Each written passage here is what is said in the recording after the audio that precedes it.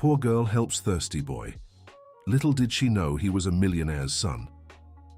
Emily Parker held tightly to the last water bottle she had managed to get from the church distribution when she saw the blonde boy crying alone under the scorching sun. The boy, who couldn't have been more than 5 years old, was sitting on the dusty ground in the outskirts of Riverside, his cheeks red from the heat and tears streaming down his pink face. The 8-year-old girl didn't hesitate for even a second. She approached the unfamiliar boy and, without saying a word, offered him the bottle. Her own clothes were dirty and wrinkled, her brown hair tousled by the hot afternoon wind, but her eyes shone with a kindness that contrasted sharply with the harshness of their surroundings. "Drink a little," said Emily, her voice sweet and gentle, holding the bottle close to the boy's lips. "You're so red. You need water." The blonde boy lifted his bright blue eyes, still filled with tears, and let her help him drink. His clothes, though dirty from play, were clearly of good quality. The white shirt he wore had a well-known brand printed on it, and his sneakers, despite the dust, were new and expensive. "What's your name?" Emily asked, sitting beside him on the hot ground. "Oliver," the boy answered, his voice still shaky. "And you?" "Emily Parker, but everyone calls me Emmy. Where's your mom, Oliver?" The boy looked around, confused and scared. They were in an area where simple brick houses mixed with small shops and empty lots. It was a place Oliver clearly didn't recognize, far different from the world he was used to. "I don't know. We were in the car and stopped here, then I got out and—" Oliver started crying again. Emily wrapped her thin arm around the boy's shoulders in a protective gesture that seemed too mature for her age. There was something about her that showed life experience beyond her 8 years, as if she had already learned to care for others, despite being just a child herself. "Don't cry, Oliver. We'll find your mum, okay?" she said, offering him the water again. "Drink a little more, you need it." At that moment, a tall, elegant woman came running down the street, her heels clicking on the uneven pavement. She wore a navy blue business dress and carried a designer purse. Her blonde hair was pulled into a flawless bun, and even in distress, she maintained a refined posture. "Oliver, Oliver, my son!" shouted Jennifer Wilson, rushing toward them. "I told you not to leave the car." Oliver quickly stood up and ran into his mother's arms, and she held him tightly against her chest. Jennifer looked around with visible discomfort, as if only now realizing where she was. Her eyes briefly skimmed over Emily, noting only the girl's simple, dirty clothes. "Who is this girl, Oliver?" Jennifer asked, her tone attempting kindness but carrying a certain coldness. "It's Emmy, Mom. She gave me water when I was thirsty and crying," Oliver answered, pointing at Emily, who remained seated on the ground, holding the nearly empty bottle. Dear listener, if you're enjoying the story, please take a moment to like and subscribe to the channel. It helps us a lot as we're just starting out. Now continuing. Jennifer looked at Emily more closely, noticing how small and fragile the girl seemed, but there was something in her eyes that intrigued her. It wasn't the pleading or need she might have expected from a child in the outskirts, but rather a quiet dignity and genuine kindness. "Thank you for looking after my son," Jennifer said with a forced smile. "Here, take this for your trouble." She held out a $50 bill to Emily Parker, who looked at it in confusion and then shook her head. "I don't want money, Auntie. I just wanted to help him because he was thirsty," replied Emily, standing up and brushing the dust off her clothes. The answer surprised Jennifer. In her world, everything had a price, everything was a transaction. The idea of someone helping without expecting anything in return was almost incomprehensible to her, especially coming from a child who clearly needed money. "But you don't want anything," Jennifer insisted, still holding out the bill. "No, Auntie, I'm just happy Oliver is okay," Emily smiled, and for the first time Oliver noticed how beautiful her smile was, even with a few missing teeth. Oliver tugged at his mother's dress. "Mom, Emmy is really nice. She took care of me when I was alone and scared." Jennifer put the money away, still unsettled by the situation. She looked at Emily again, this time noticing more details. Her bare feet, her dirty nails, but mostly the affectionate way she looked at Oliver. "Well, we have to go," Jennifer said, taking Oliver's hand. "Thank you so much." "Bye, Emmy," Oliver shouted, waving as his mother pulled him toward a sleek black luxury car parked further ahead. Emily waved back and stood there, watching the car drive away. She had no way of knowing that brief encounter would completely change her life. And Oliver's too. The car continued down the road leading back to the city center, leaving behind the poor neighborhood where Emily lived. Inside the vehicle, Oliver couldn't stop talking about the girl who had helped him. "Mom, why didn't Emmy want the money?" Oliver asked, looking out the window. "I don't know, sweetheart. Maybe she doesn't need it," Jennifer replied distractedly, checking her phone. "But she looked like she needed it. Her clothes were really old and she didn't have shoes." Jennifer sighed. She didn't know how to explain the complexities of social inequality to a 5-year-old without raising even harder questions. "Oliver, the important thing is that you're safe. You can't get out of the car without telling me again, understand?" "I understand, Mom, but can we see Emmy again?" "I don't know, sweetheart, probably not." But Oliver couldn't get Emily out of his head. For the rest of the day, as he played in his luxurious room full of imported toys, he thought about the girl who had shared her only bottle of water with him. Meanwhile, Emily returned to her home, a small 2-room shack at the end of the street. Her mother, Sarah, was washing clothes in a basin in the small, dusty backyard. "Emmy, where were you?"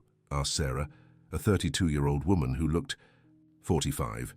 Her hands calloused from hard work and her hair always tied in a simple ponytail. "I helped a little boy who was lost, Mom. He was thirsty." "You gave him your water?" Sarah stopped scrubbing the clothes and looked at her daughter. "I did, but he needed it more than me. He was crying a lot." Sarah's chest tightened. Her daughter had always been like this, too generous for her own good. In a reality where every drop of clean water was precious, Emily had given hers to a stranger. "Emmy, you have to understand we can't keep giving things away. We barely have enough ourselves," Sarah said, trying to sound stern but failing in the face of her daughter's pure-hearted action. "I know, Mom, but he was so little and really scared. His mom showed up later." Sarah sighed and went back to washing the clothes. She knew she couldn't change her daughter's kind heart, but she worried about her future in a world that didn't reward kindness. That evening, in the Wilson mansion located in an upscale neighborhood of Riverside, Oliver was quietly eating dinner at the enormous dining room table. His parents, Jennifer and Robert Wilson, were discussing business while he played with his food. Robert Wilson was a 42-year-old man who owned a rapidly growing construction company in the region. His hair was always neatly combed, he wore expensive suits, and he spoke too loudly, especially on the phone during meals. "The shopping mall project will bring in at least $5 million, Robert said, cutting into his filet mignon. "With the partnership with the Japanese, we can expand to other cities." "Oliver, eat properly," Jennifer interjected, noticing her son was distracted. "Mom, can I ask you something?" "Of course, sweetheart." "Why are some people poor and others rich?" Robert set down his silverware and looked at his son with an expression of someone who hadn't expected that kind of question. "Son, people are poor because they don't work hard enough. Those who put in the effort make money," Robert replied, with the conviction of someone who had never questioned that logic. "But Emmy seemed really hard-working. She took care of me without me asking for anything." "Who's Emmy?" Robert asked, glancing at Jennifer. "A girl who helped Oliver today when he got lost," Jennifer explained. "A child from the outskirts."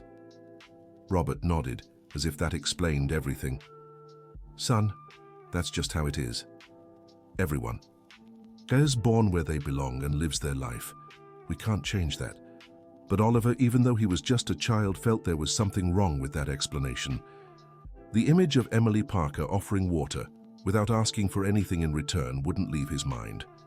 In the following days, Oliver insisted so much on going back to where he had met Emily that Jennifer finally gave in.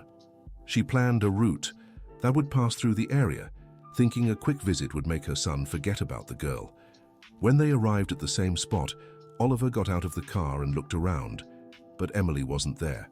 What he didn't know was that she was, across the street, helping Mrs. Rose, an elderly neighbor, carry grocery bags. Emily saw the black car parked and recognized Oliver through the window. Her heart raced with joy, but she hesitated to approach. Her mother's words echoed in her mind, about not mixing with people from different social classes. Oliver stepped out of the car and looked around, visibly disappointed not to find his new friend. Jennifer watched from inside the car, relieved they could leave without complications. "She's not here, Mom," Oliver said, returning to the car. "Maybe. She moved, sweetheart. Let's go home."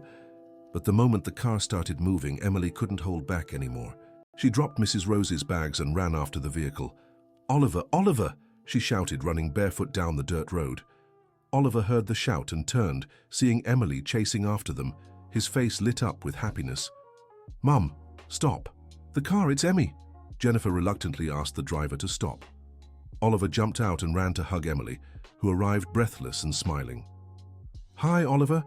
I saw you there and couldn't help but come talk to you," Emily said, still catching her breath. "I was looking for you. I wanted to see you again," Oliver replied, holding her dirty hands without caring. Jennifer got out of the car and watched their interaction. There was something genuine about the friendship forming, something she herself had never experienced. In her world, relationships were strategic, based on mutual interests. "Emmy, do you want to come to our house?" Oliver asked, not thinking about the implications. Emily looked at Jennifer, seeking approval. The older woman wrestled internally. On one hand, she wanted to protect her son from influences she deemed unsuitable. On the other hand, she saw how happy Oliver was with the girl. "I don't know if I can," replied Emily Parker. "My mum is waiting for me to come home." "Where do you live?" asked Jennifer. Emily pointed to the end of the street where the houses were even simpler and closer together. "Over there, in the tiny blue house." Jennifer looked in the direction she indicated and saw run-down buildings, clothes hanging on makeshift clotheslines, and children playing in the dusty street. It was a world completely different from hers. "Oliver, I think we should let Emmy go home," said Jennifer. "Maybe another day." "But Mom..." "Oliver, no arguing." Emily sensed the tension and smiled to ease the situation. "It's okay, Oliver. Maybe we'll see each other around here again." "Promise?" asked Oliver, his eyes pleading. "I promise." The two said goodbye again, but this time there was a promise in the air. A promise that would be tested by many, obstacles yet to come. When Jennifer got home, she found Robert in his office talking on the phone about a new business venture. She waited for him to finish the call to tell him about meeting Emily. "Robert, I need to talk to you about Oliver." "What now?" he asked without looking up from his papers. He made friends with a poor girl and won't stop talking about her. Today, he insisted we go looking for her. Robert finally lifted his head, his expression concerned. "Jennifer, you know we can't allow that kind of thing. Oliver needs to socialize with children from the same social class. It's for his own good." "I know, but you should have seen how happy he is around that girl. I've never seen him show such genuine joy before."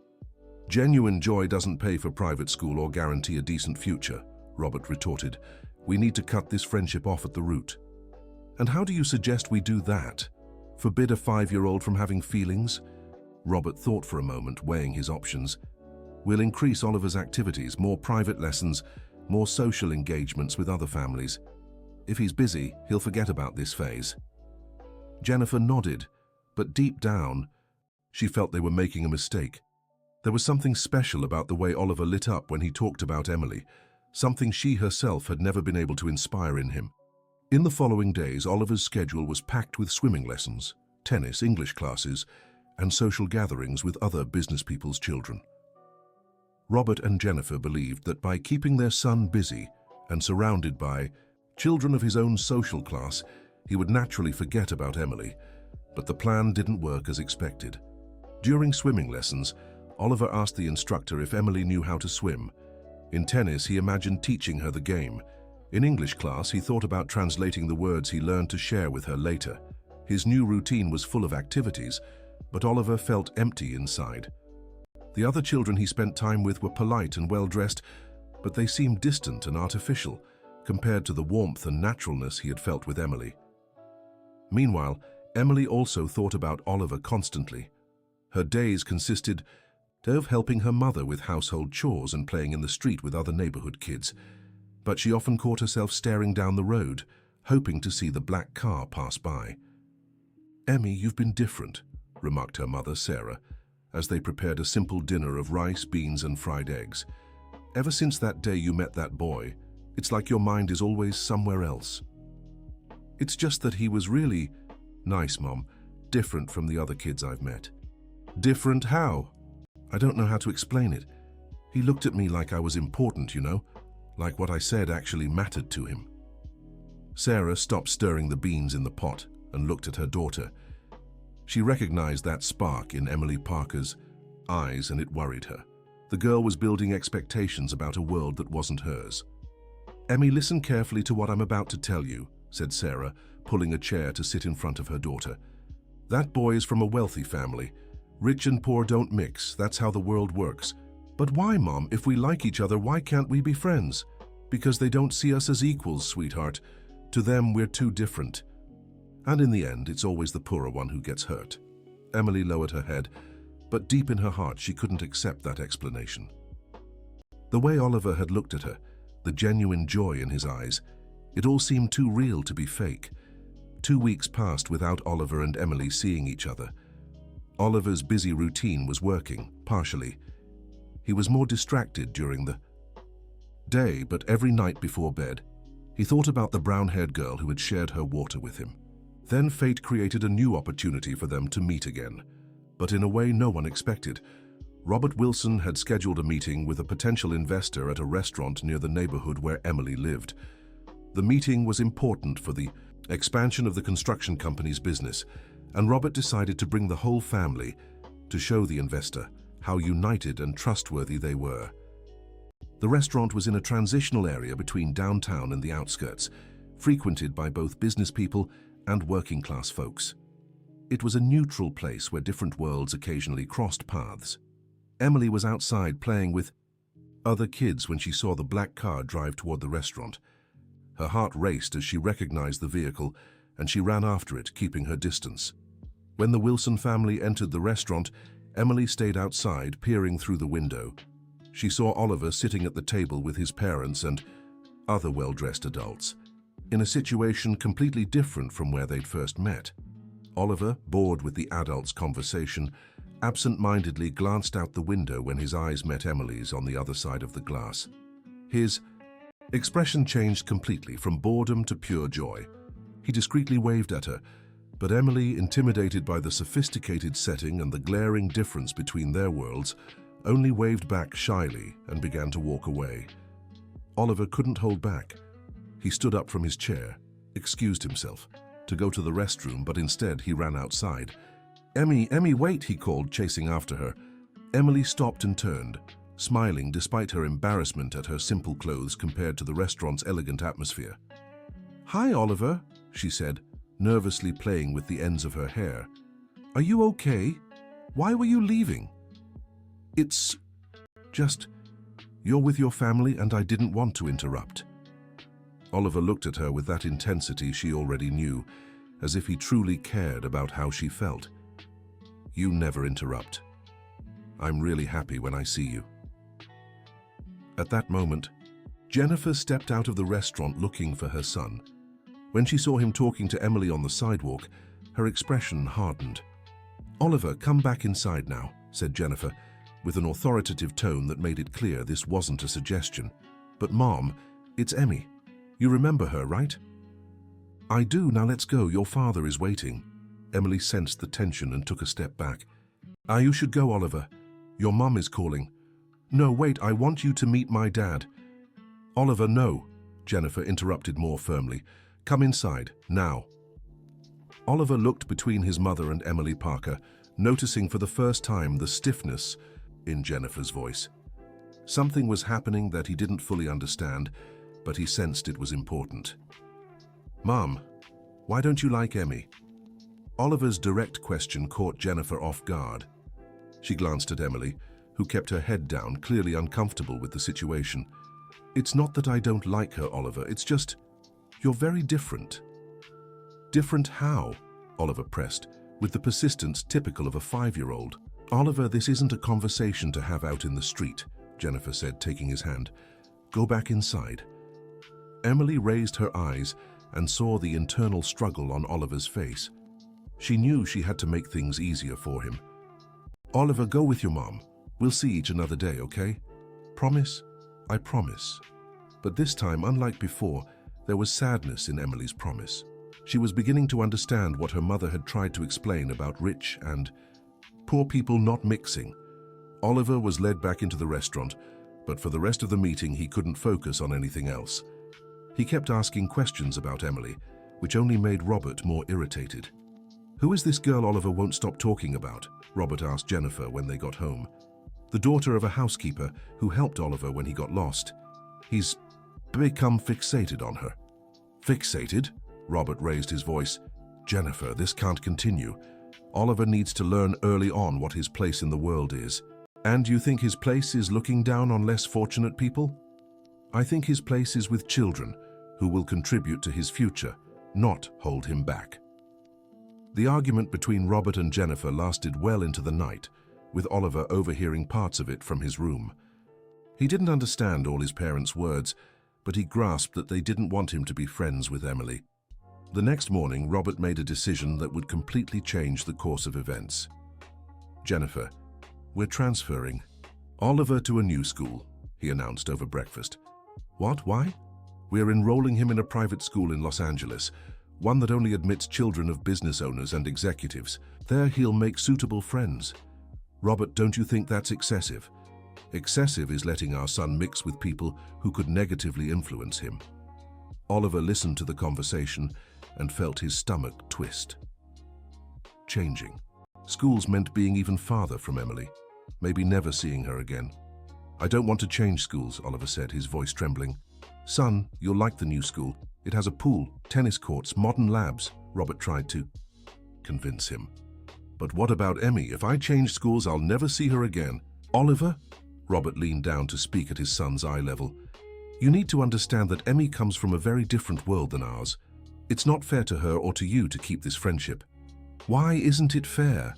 Robert sighed, searching for words a child could understand. "Because you both want different things in life. She has to work from a young age to help her family. You need to study to take over our business. They're paths that don't cross." But Robert's explanation only confused Oliver more. He couldn't understand why different paths meant they couldn't be friends. That afternoon, defying his parents' orders, Oliver convinced his nanny to take him to the neighborhood where Emily lived. He lied for the first time in his life, saying he'd forgotten a toy there. When he arrived at the dusty street, he searched everywhere for Emily until he found her helping her mother hang clothes on the small backyard clothesline. "Emmy!" Oliver called, running toward her. Emily Parker looked back and was surprised to see him there. "Oliver, what are you doing here?" "I needed to tell you something important," said Oliver, out of breath. "My dad wants to move me to a new school, far from here." Emily's face instantly fell. "Oh, I see. But I don't want to go. I want to stay here, close to you." Sarah, Emily's mother, had overheard the conversation and approached the two.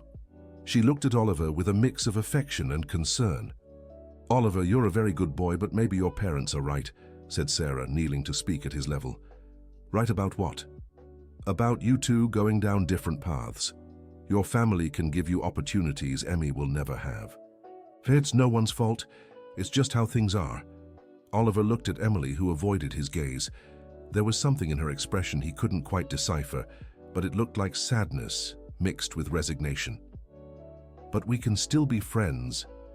"Right, Emmy?" Emily finally met his eyes, and Oliver saw tears forming in them. "I don't know, Oliver. Maybe it's better if you make new friends at your new school." "I don't want new friends. I want you." The simplicity and honesty in Oliver's voice made Emily's heart ache. She wanted to say she didn't want to lose his friendship either, but her mother's words about rich and poor echoed in her mind. Just then, Oliver's nanny came running, clearly panicked. "Oliver, I've been looking everywhere for you. Your parents will fire me if they find out you left without permission." "Please don't tell them," Oliver pleaded. "We're leaving now. I promised it would only be 5 minutes." Oliver looked at Emily one last time. "I'll come back, okay? No matter what happens, I'll come back." Emily nodded, but this time, she made no promise in return. When Oliver got home, he found his parents waiting for him in the living room, their expressions stern. "Oliver, Lucy told us you went looking for that girl," said Robert. Oliver lowered his head, knowing he was in trouble. "Son, we've talked and decided you'll start at the new school next week," Jennifer announced. "No," Oliver began to cry. "I don't want to go to another school." "Oliver, don't argue with your parents," Robert said firmly. "The decision is final." "But I promised Emmy I'd come back."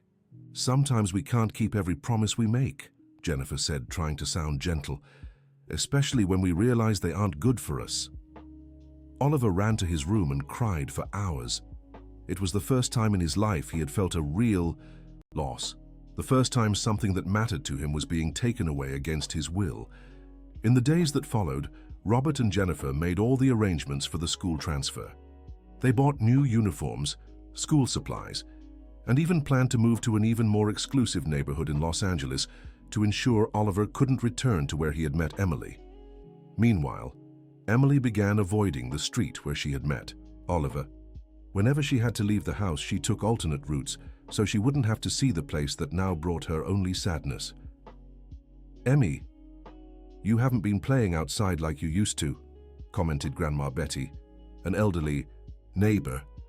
"I don't feel like it, Grandma Betty. Is it because of that rich boy you met?" Emily nodded, surprised the news had spread through the neighborhood. "Listen, child, let me tell you something I've learned in life," Grandma Betty said, sitting beside Emily on the doorstep. "Rich and poor might cross paths, but when life gets tough, everyone goes back to where they belong." "But he really liked me, Grandma. I saw it in his eyes." "Maybe he did. But liking someone isn't enough to break down the barriers the world puts between people." Grandma Betty's words echoed in Emily Parker's mind for days afterward. At 8 years old, she was learning a bitter lesson about how society worked. Oliver's first week at the new school was a disaster. He refused to participate in activities, wouldn't talk to other children, and spent most of his time staring out the window as if expecting to see Emily appear in the schoolyard. "Mr. and Mrs. Wilson, we need to talk about Oliver," said the school principal, an elegant woman with graying hair. "He's not adjusting well." "He just needs time," Robert replied. "It's normal to struggle at first." "I understand, but Oliver shows no interest in anything. He doesn't speak to other children, doesn't participate in class.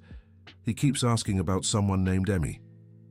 Jennifer and Robert exchanged worried glances. "We'll talk to him," Jennifer said, but talking to Oliver proved harder than they imagined. The boy, once cheerful and outgoing, had become withdrawn and sad. "Olivia, you need to give the new school a chance," Jennifer tried to persuade him. "I hate the new school. The boys there are boring and only talk about money." "They talk about their families, son. That's normal." "Emmy never talked about money. She talked about important things." "What kind of important thing?" Robert asked, curious despite himself. "About taking care of others, about sharing, about being kind to everyone." Robert felt a tightness in his chest. Without realizing it, Oliver was describing values he himself had lost somewhere along his pursuit of financial success. Dear listener, if you're enjoying the story, please take a moment to like and especially subscribe to the channel. It helps us a lot as we're just starting out. Now continuing, 2 weeks after Oliver's move to the new school, something unexpected happened.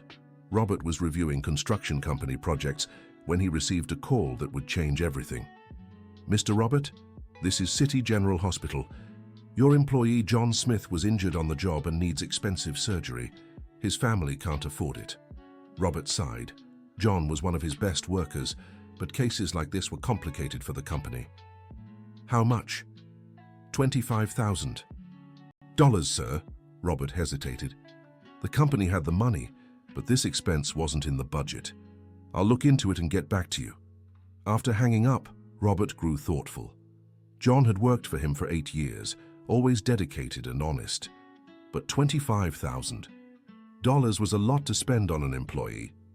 That night at dinner, Robert shared the situation with his family, hoping for Jennifer's advice. "It's a tough situation," Jennifer said. "John has always been a good worker." "Dad, are you going to help him?" Oliver asked. having overheard the conversation. "I don't know, son.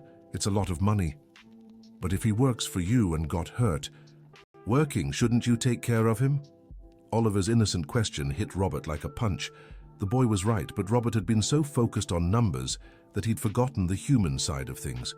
"It's not that simple, Oliver. Emmy helped me when I needed it, and she didn't even know me. You've known John for years." Oliver had struck the exact point. Robert remembered his son's words about Emily talking about important things like caring for others and sharing.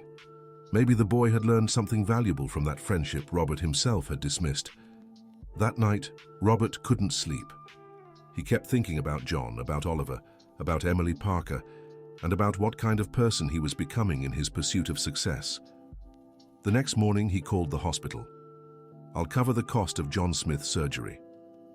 "Thank you, Mr. Robert. I'll let the family know." When Oliver learned of his father's decision, his eyes lit up for the first time in weeks. "Dad, you did the right thing.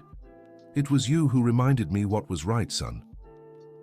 That conversation marked the beginning of a change in the relationship between Robert and Oliver.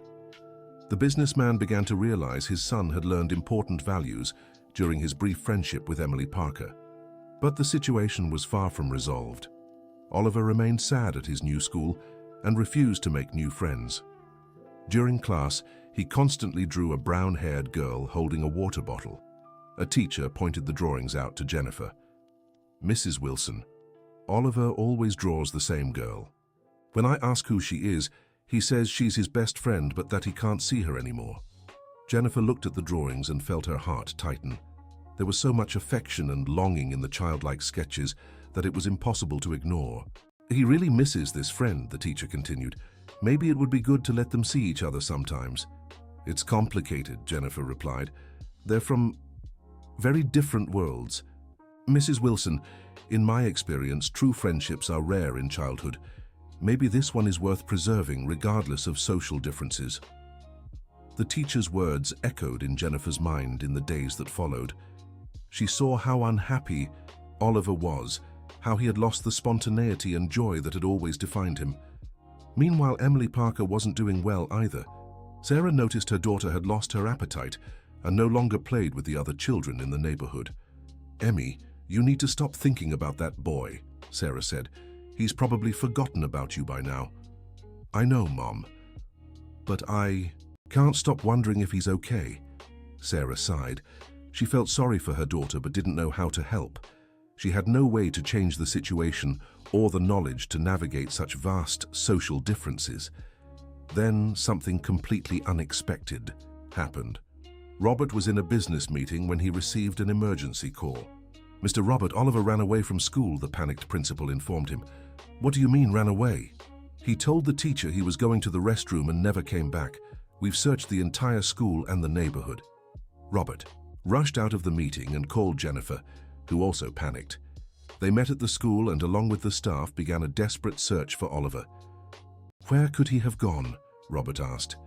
"He only talks about one thing lately," Jennifer replied, her voice trembling. "Emmy." They looked at each other, reaching the same conclusion at the same time. Oliver had tried to return to the neighborhood, where he met Emily Parker. The journey from the new school to Emily's neighborhood was far too long for a 5-year-old to make alone. Robert and Jennifer drove at high speed, checking buses, taxi stands, and asking pedestrians if they'd seen a lost blonde boy. After 2 agonizing hours of searching, they found Oliver sitting on the same sidewalk where he had first met Emily Parker, crying and clearly lost. "Oliver!" Jennifer ran to hug him. "Are you okay? How did you get here?" "I took 2 buses and asked people where this place was," Oliver replied, still sobbing. Robert knelt in front of his son. "Oliver, you can't run off like that. We were so worried. I just wanted to see Emmy, Dad. I miss her so much." At that moment, as if fate had conspired, Emily Parker appeared around the corner, returning from the public school she attended. When she saw Oliver sitting on the sidewalk with his parents, her heart nearly stopped. She hesitated, unsure whether to approach or walk away. Oliver spotted her, and his face lit up completely. "Emmy!" he shouted, running toward her. Emily Parker couldn't resist and ran to hug him. The two embraced as if they were friends separated for years, not just a few weeks. "Oliver, I missed you so much," said Emily, still holding him tight. "Me, too. That's why I skipped school to see you." Robert and Jennifer watched the scene, seeing how genuine the children's joy was at reuniting. There was something about their friendship that transcended all the social barriers the adults had created. Jennifer approached Emily. "Hi, Emmy. Do you remember me?" "Yes, ma'am. You're Oliver's mom. Oliver skipped school today to look for you. He missed you terribly." Emily looked at Oliver with concern. "Oliver, you can't just skip school. Your parents were worried." "But I wanted to see you." "The new school doesn't have anyone as cool as you." Robert observed their interaction closely. For the first time, he really saw Emily as a person, not just an inconvenience in their lives. She was polite, kind, and clearly intelligent. The way she cared for Oliver, scolding him for skipping school, showed impressive maturity for her age.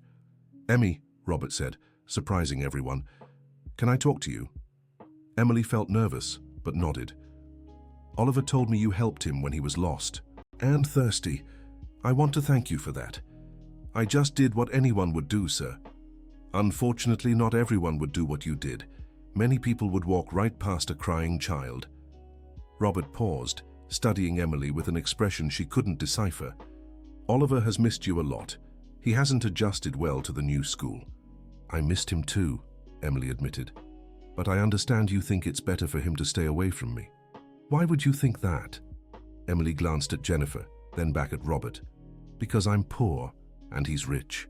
My mum said rich and poor don't mix." The brutal honesty of her words struck Robert like a slap. An 8-year-old was voicing the exact prejudice he had shown, but in a way that made it sound absurd and cruel. "Emmy, do you like being friends with Oliver?" "I really do. He's the coolest person I've ever met." "And Oliver, do you like being friends with Emmy?"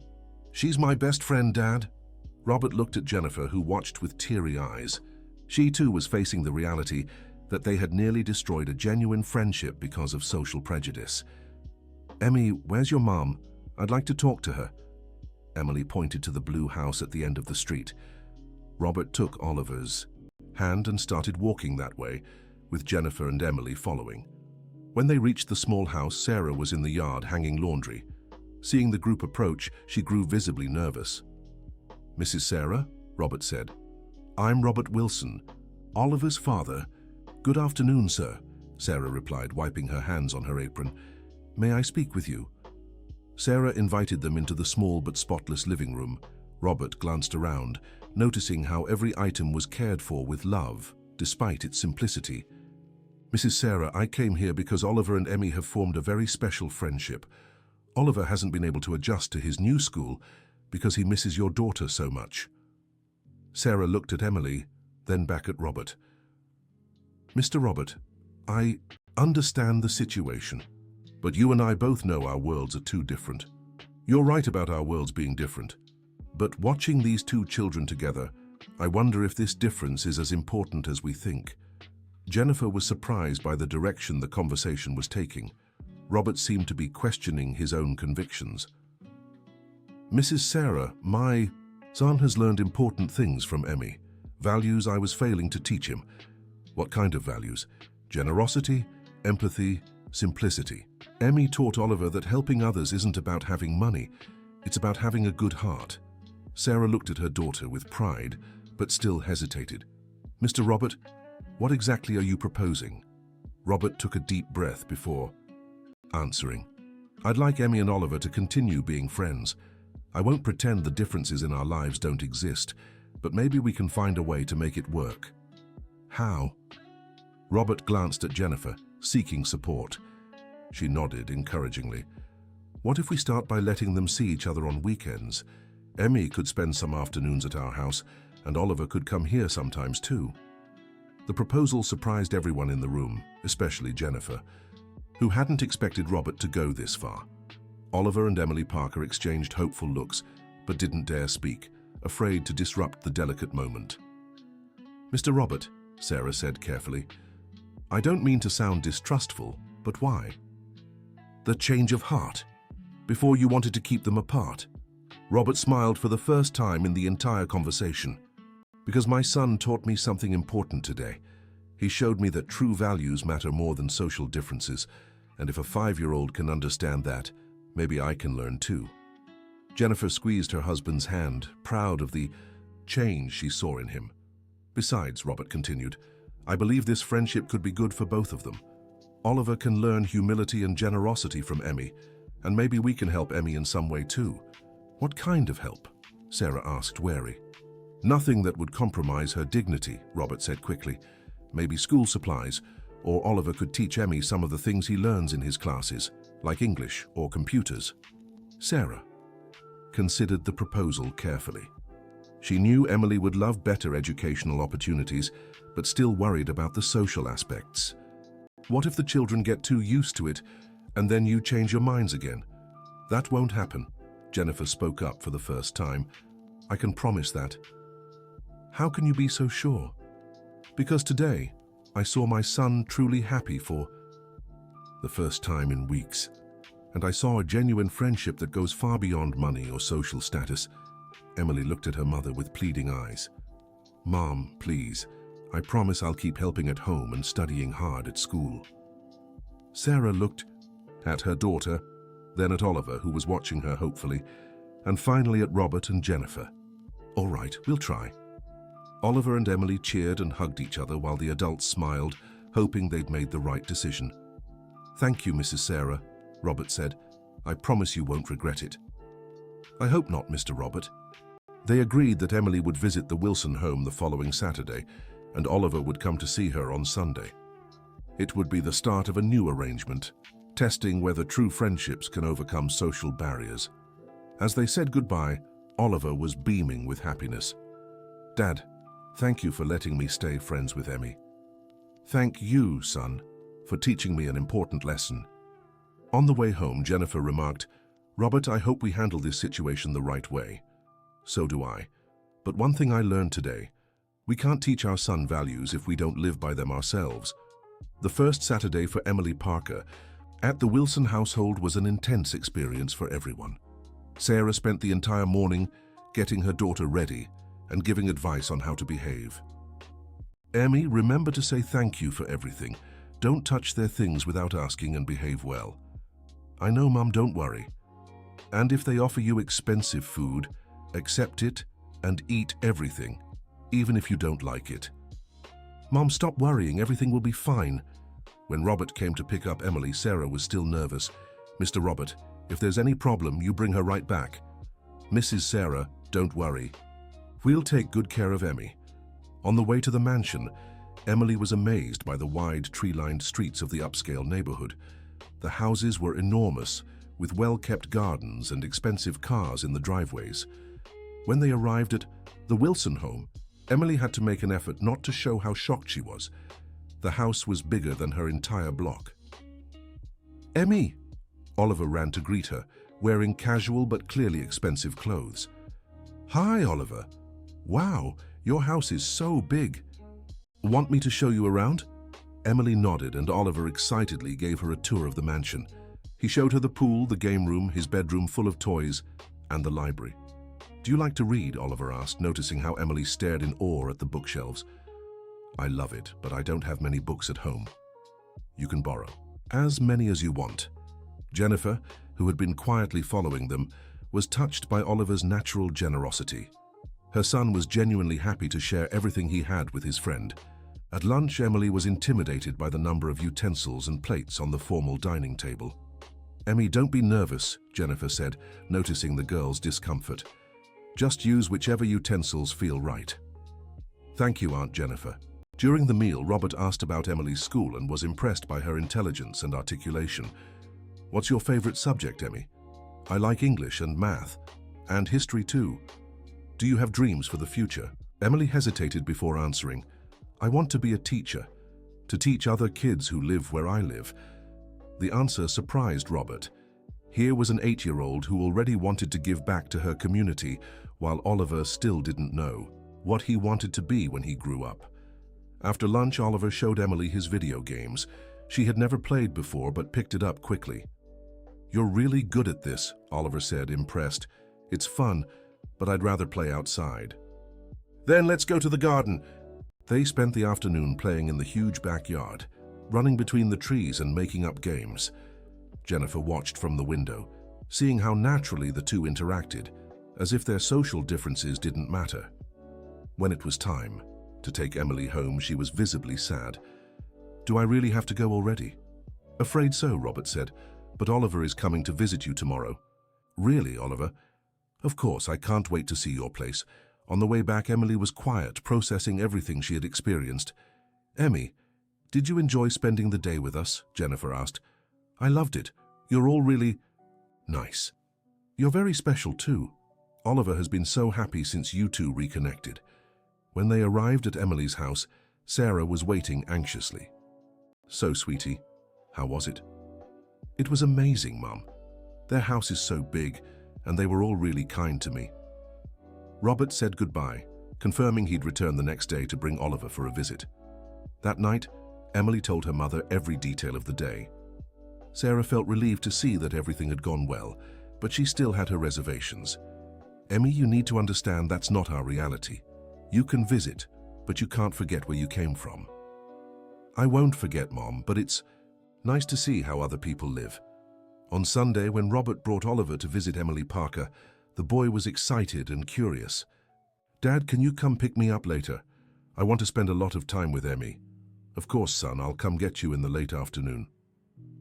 Oliver explored Emily's small house with the same curiosity she had shown at the mansion. To him, everything was new. The simplicity of the furniture, the small but well-kept backyard, the closeness of the neighbors. Oliver, want to meet my friends from the street? Emily asked. Yes, Emily introduced Oliver to the other kids in the neighborhood. At first, they were shy around the well-dressed blonde boy, but Oliver quickly blended in naturally with the group. They played soccer in the street, flew kites in the empty lot, and made up games with recycled materials. Oliver realized he had more fun with these simple games than with his expensive video games. Emmy, your friends are really cool, Oliver remarked. They're like family to me here in the neighborhood. Oliver began to understand the concept of community in a way he'd never experienced in his isolated neighborhood of huge houses. Sarah prepared a simple snack, bread with bologna and fresh orange juice, and worried it might be too plain for Oliver. Aunt Sarah, can I have another? It's really good, Oliver asked. Of course, sweetheart. Help yourself. Oliver genuinely seemed to enjoy everything, from the simple food to the street games. There was an authenticity in that environment that contrasted with the artificiality of his usual world. Over the following weeks, a weekend routine settled in. Saturdays at the Wilsons' house, Sundays at Emily's. Gradually, both families grew accustomed to the arrangement. Robert began offering practical help to Emily's family, always respectfully. He paid for the girls' school supplies and arranged tutoring sessions with the same private teachers Oliver had. Mr. Robert, this is too much, Sarah protested. Mrs. Sarah, Emmy is Oliver's friend, and friends look out for each other. But not everything was smooth in this new arrangement. Problems arose when other families in the Wilsons' social circle found out about the friendship. At a parents' meeting at Oliver's school, Jennifer was confronted by other mothers. Jennifer, is it true you're letting Oliver mix with kids from the slums? Asked Karen, a snobbish woman whose husband was Robert's business partner. Oliver has a friend who isn't from our social class, if that's what you're asking, Jennifer replied, trying to stay calm. But isn't that dangerous? Those kids could be a bad influence. Actually, the influence has been extremely positive. Oliver has learned important values from this friendship. Values? What kind of values could a poor child teach? The question deeply irritated Jennifer. Generosity, humility, gratitude, things our privileged kids might need to learn. The conversation spread quickly through the Wilsons' social circle. Some couples began avoiding social invitations with the family, and Robert noticed changes at work. Robert, you need to be careful with this poor kid situation, warned Michael, a partner at the construction firm. People are talking. Talking. About what? That you're losing focus, mixing with the wrong crowd. It could hurt business. Robert was annoyed by the comment, but began feeling the social pressure from his circle. At home, he discussed the situation with Jennifer. Jennifer, maybe we should reconsider this situation with Oliver and Emmy. Why? Everything's going fine. People are talking. It could harm our business. Robert, are you going to put these people's opinions above our son's happiness? It's not about their opinions, it's about Oliver's future. If he gets too used to this world, he might not adapt to his own. The discussion between Robert and Jennifer intensified in the following days. Robert was facing professional and social pressure, while Jennifer defended their children's friendship. Oliver sensed the tension at home and grew worried. Mom, are you fighting because of me? No, sweetheart, your father and I just have different opinions about some things. It's about Emmy, isn't it? Jennifer hesitated before answering. Partly, yes. Are you going to stop me from seeing her again? I don't know, Oliver, I hope not. The uncertainty in Jennifer's voice frightened Oliver. He began to realize his friendship with Emily Parker was causing problems for the family. That night, Oliver had what he thought was a brilliant idea. He decided to talk to Emily about the situation. Maybe they could find a solution together. The following Sunday, while at Emily's house, Oliver told her about the trouble their friendship was causing. Emmy, my parents are fighting because of us. What do you mean? People are saying bad things about them because we're friends. They say it's wrong for rich and poor kids to be friends. Emily grew sad hearing this. Oliver, maybe those people are right. Maybe we shouldn't be friends after all. Don't say that. You're my best friend. But if it's causing problems for your family, Emmy, do you think we should stop being friends? Emily looked at Oliver with tears in her eyes. I don't want to, but maybe it's better for everyone. The conversation left them both heartbroken. They spent the rest of the afternoon in silence, each lost in thought. When Robert came to pick Oliver up, he noticed the boy was downcast. Oliver, did something happen? Dad, can we just go home? Of course, son. On the way home, Oliver stayed quiet. Robert sensed something important had happened, but decided to wait for his son to open up. That night, Oliver went to his parents in the living room. Dad, Mom, I need to talk to you. What is it, sweetheart? Jennifer asked. I talked to Emmy today. If our friendship is causing problems for you, maybe we should stop seeing each other. Robert and Jennifer were stunned by the maturity of Oliver's suggestion. Oliver, you don't have to make that sacrifice, Jennifer said, but I don't want you fighting because of me. And I don't want people saying bad things about you. Robert looked at his son and saw a generosity and maturity that moved him. Oliver was willing to give up something important to him to protect his family. Come here, son, Robert said, pulling Oliver onto his lap. Let me tell you something. Sometimes people talk about things they don't understand. That doesn't mean we should change what's right because of them. But people are saying bad things about you. And do you think that's more important than our happiness and doing the right thing? Oliver thought for a moment. No. Then we won't let their words stop us from doing something good. Jennifer squeezed Robert's hand, proud of the stand he was taking. Oliver, your friendship with Emmy is one of the most beautiful things I've ever seen, Jennifer said. We won't end it because of other people's prejudices. Are you sure? Absolutely sure, Robert replied. In fact, I'll do more than that. I'll show those people they're wrong about friendships between different social classes. How? I don't know yet, but I'll find a way. Oliver hugged his parents, relieved that he wouldn't have to give up his friendship with Emily Parker. The next day, Robert took an action that surprised everyone. He organized a birthday party for Oliver and made sure to invite Emily and her mother, along with all the families in the Wilsons' social circle. Robert, are you sure about this? Jennifer asked. I am. It's time these people got to know Emmy and Sarah for who they really are, not through prejudice. What if they're rude to them? Then I'll know who my real friends are. The party was scheduled for the following Saturday. Robert and Jennifer prepared everything with great care, wanting it to be special both for Oliver and to show the other families that Emily and Sarah were people worthy of respect. Sarah was very nervous when she heard about the invitation.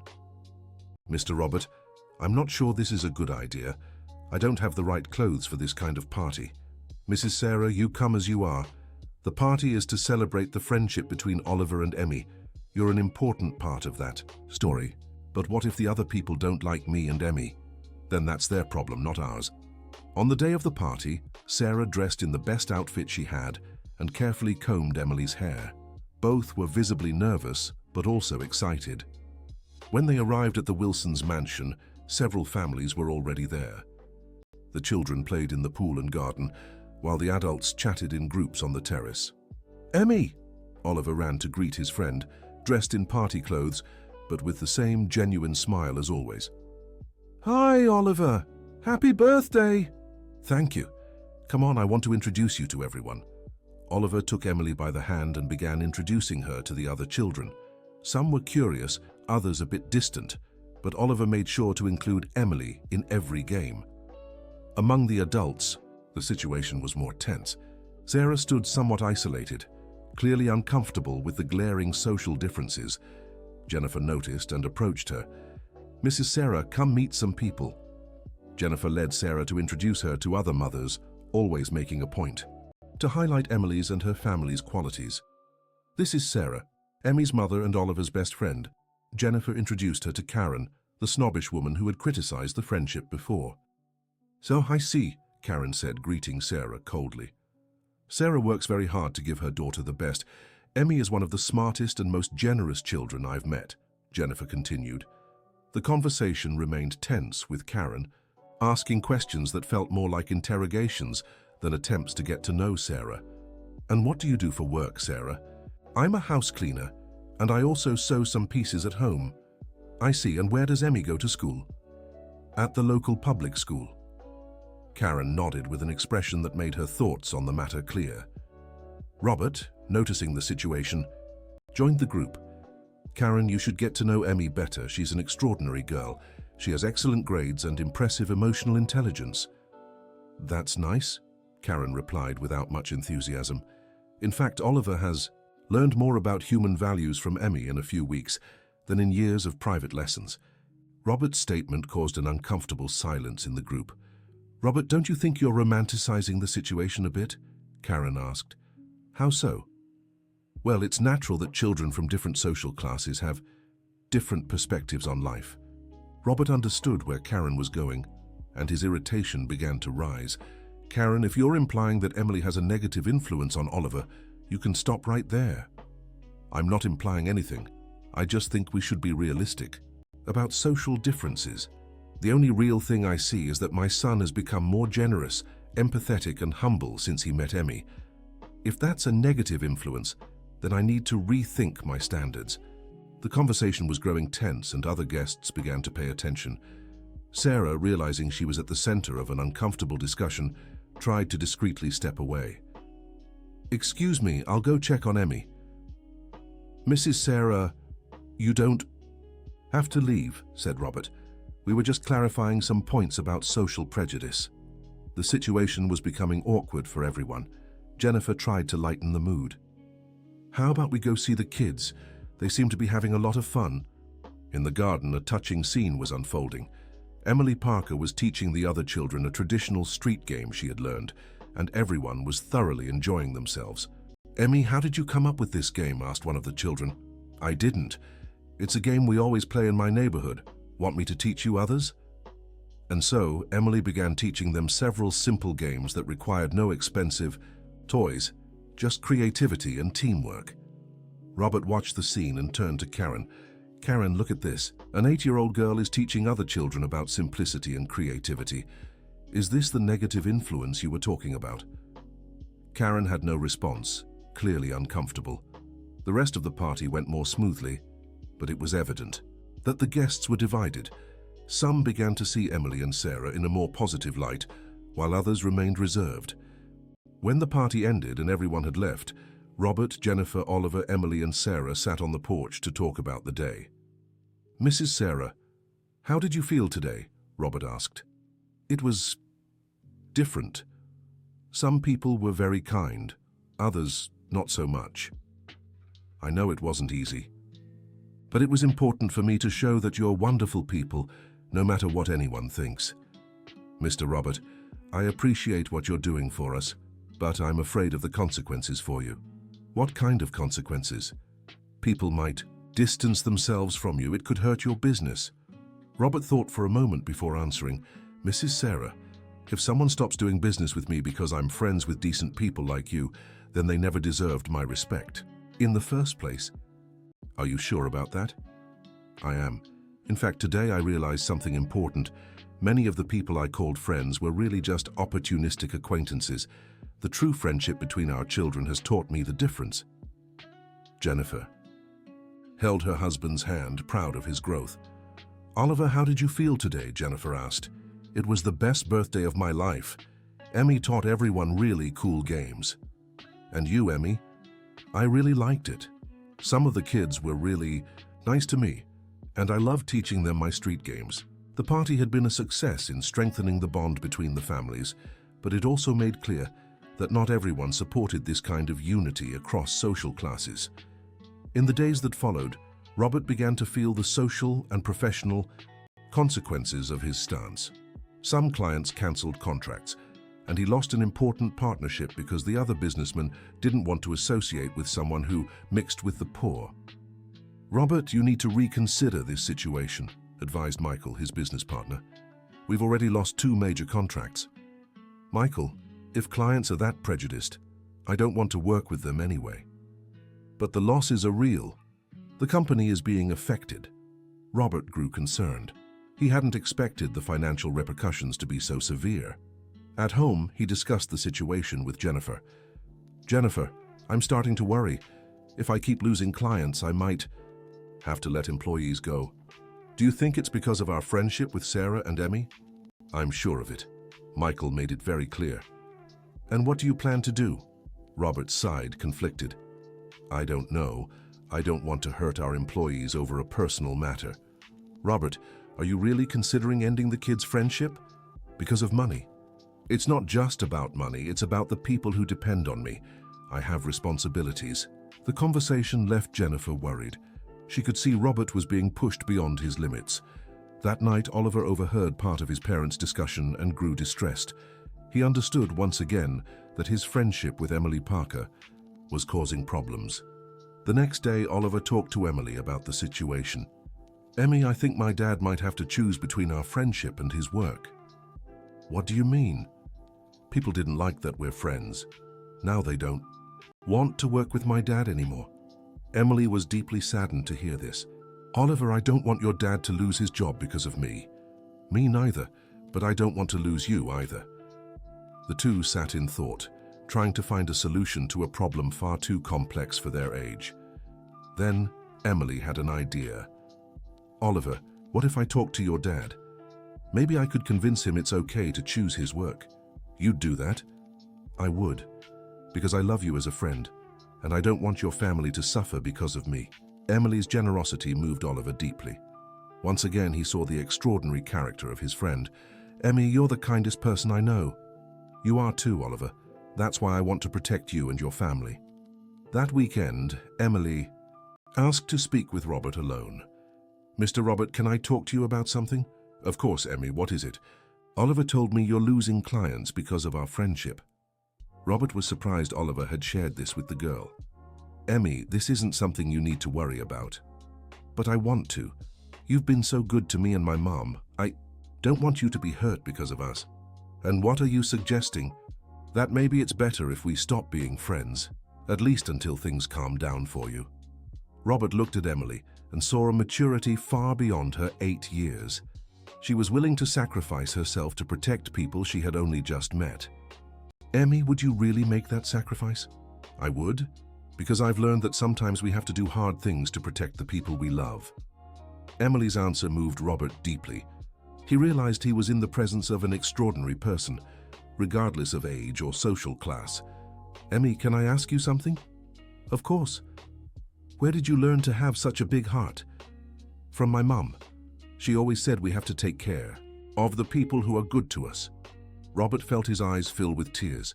This child had learned values many adults in his social circle could never understand. "Emmy, do you know what kind of person you are?" "I'm just an ordinary girl, Mr. Robert." "No, you're not ordinary, you're extraordinary, and I won't let other people's prejudice make me lose your friendship." "But what about your work?" "If I lose clients for having friends with good character, then I'll find other clients who value real people. Are you sure? Absolutely sure. In fact, you've given me an idea. What idea?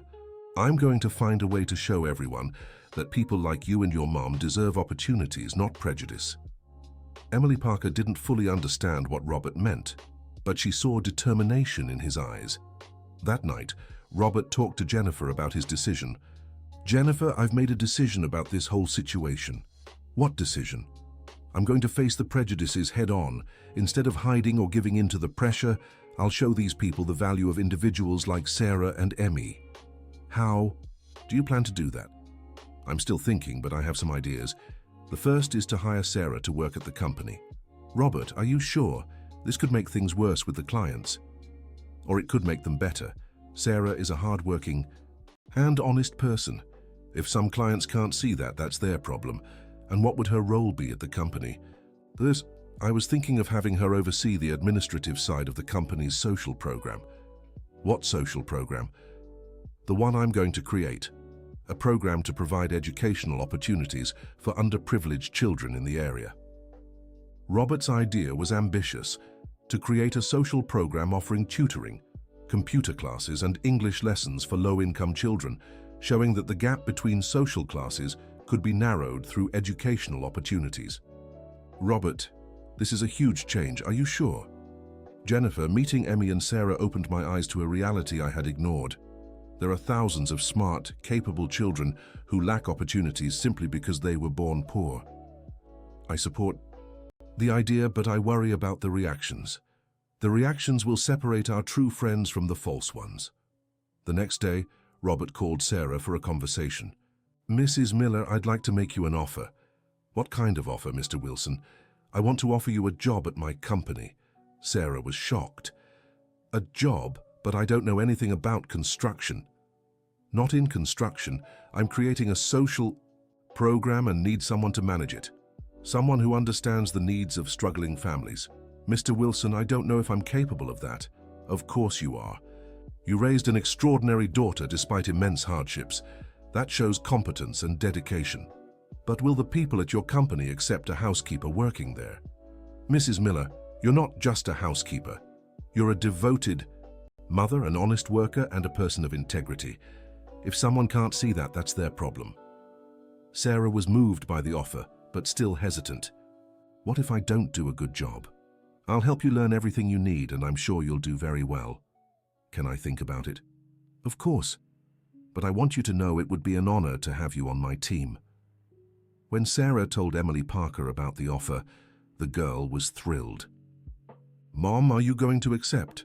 I don't know, honey, it's a great opportunity, but I'm afraid I might not succeed. Mom, you're the smartest person I know. I'm sure you'll do great. What if the other people there don't like me? Then they're missing out on knowing a wonderful person. Emily's wisdom once again impressed an adult. Sarah realized her daughter was right.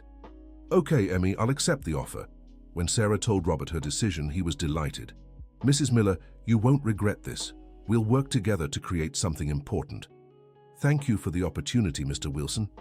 I'll work hard not to disappoint you. I know you will. The news that Robert had hired the poor girl's mother spread quickly among his acquaintances. Reactions were mixed, but mostly negative. Michael, his business partner, was furious. Robert, now you've gone too far. Hiring that woman is pure provocation. Michael, Sarah is qualified for the position. She has life experience that no business school graduate could match. Life experience doesn't replace technical qualifications. For this specific role, it absolutely does.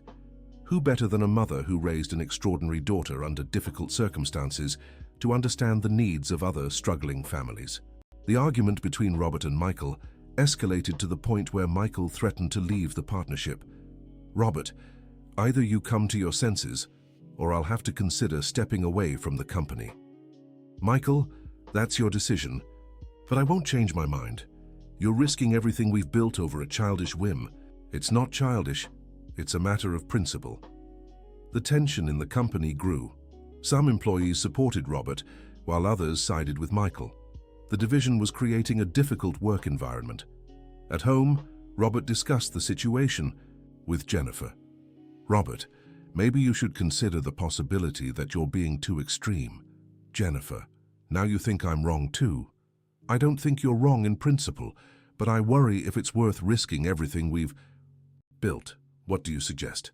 Maybe a more gradual approach. Start the social program without tying it so closely to our friendship with Sarah and Emmy.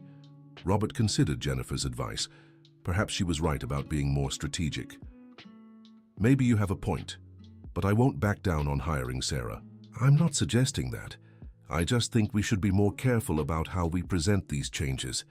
Meanwhile, Oliver and Emily were aware of the tension without fully understanding the implications. Emmy, my dad's been acting weird lately, Oliver commented. Weird how? He's always on the phone arguing with people and comes home exhausted. Do you think it's because of my mum working at his company? Maybe. Do you think we did something wrong? I don't know, Oliver. We just wanted to be friends. The two felt confused and a little guilty about all the complications their friendship had caused. That's when Grandma Betty, Emily's elderly neighbor, decided to give the girl some advice. Emmy, come here. Let me tell you a story. What story, Grandma Betty? A story about a friendship that changed the lives of everyone involved. Grandma Betty told Emily about when she was young and worked in a wealthy family's home. Their son had become her friend, despite their social differences. Sunil too. At first, everyone thought it was strange. His family, the neighbors, even my own family. What happened? The friendship lasted a lifetime. He helped me study, and I taught him about real life. We both came out of it as better people. But didn't it cause problems? Lots of problems. But in the end, the people who truly mattered understood that real friendship is rare and precious. What about the people who didn't understand? They drifted away on their own, and, in the end, we realized they weren't people who deserved to be in our lives anyway. Grandma Betty's story gave Emily hope. Maybe things would work out with time. That night she told the story to Oliver, who was excited by the possibility that everything would turn out fine. Emmy, do you think our friendship will last forever like Grandma Betty's? I think so, Oliver. If we really want it to, it will. I really want it to. Me too. The two made a promise that no matter what happened, they would always be friends. Dear listener, if you're enjoying the story, don't forget to like and especially subscribe to the channel. It helps us a lot as we're just starting out. Now continuing. A week later, something unexpected happened that completely changed the course of events. Robert received a call from a businessman in Los Angeles who had heard about his social program. Mr. Robert, this is Frank Johnson from Johnson Enterprises. I heard you're developing an interesting social program. Yes, Mr. Frank. It's still in the early stages, but I'd like to speak with you about a potential partnership. Robert was surprised. He hadn't expected anyone to show genuine interest in his project. What kind of partnership? We're looking for companies with real social responsibility to form a network of social investments. Your project seems exactly what we're searching for. The call left Robert excited. Maybe his bet on doing the right thing was starting to pay off. The next day, Frank Johnson visited Robert's company to see the project in person. Robert introduced Sarah as the program coordinator. This is Sarah Miller, our coordinator. She has hands-on experience working with underprivileged families and understanding their real needs. Frank greeted Sarah respectfully and asked about her vision for the program. Sarah, despite her initial nervousness, answered with knowledge and passion about the work she wanted to develop. Sarah, what do you think is the greatest need for underprivileged children in this area? Mr. Frank, in my opinion, it's not just education, it's hope. These children need to believe they can have a different future. Toyscam, and how can a social program give them that hope? By showing real opportunities. It's no use just giving lessons if the child can't see how that knowledge can change their life. Frank was impressed by Sarah's answer. Robert, your coordinator has a very mature vision of social work. Sarah understands these issues from experience. She raised an extraordinary daughter herself while facing financial struggles. I'd like to meet her daughter. Robert looked at Sarah, who nodded. Of course. In fact, the friendship between my son and Sarah's daughter was what opened my eyes to the importance of this work. Frank grew even more interested in the personal story behind the project. That afternoon, Robert brought Oliver and Emily Parker to meet Frank. The businessman watched closely as the two children interacted. "How did you two meet?" Frank asked. "Emmy helped me when I was lost and thirsty," Oliver replied. "She shared her water with me." "And you, Emmy, what did you think of Oliver when you met him?" "I thought he was a very polite and kind boy. Even though he was little, he was so gentle." Frank asked more questions about their friendship and was struck by the natural, genuine affection between them. "Robert, this friendship is truly touching. Is this the story that inspired your social program?" "Exactly.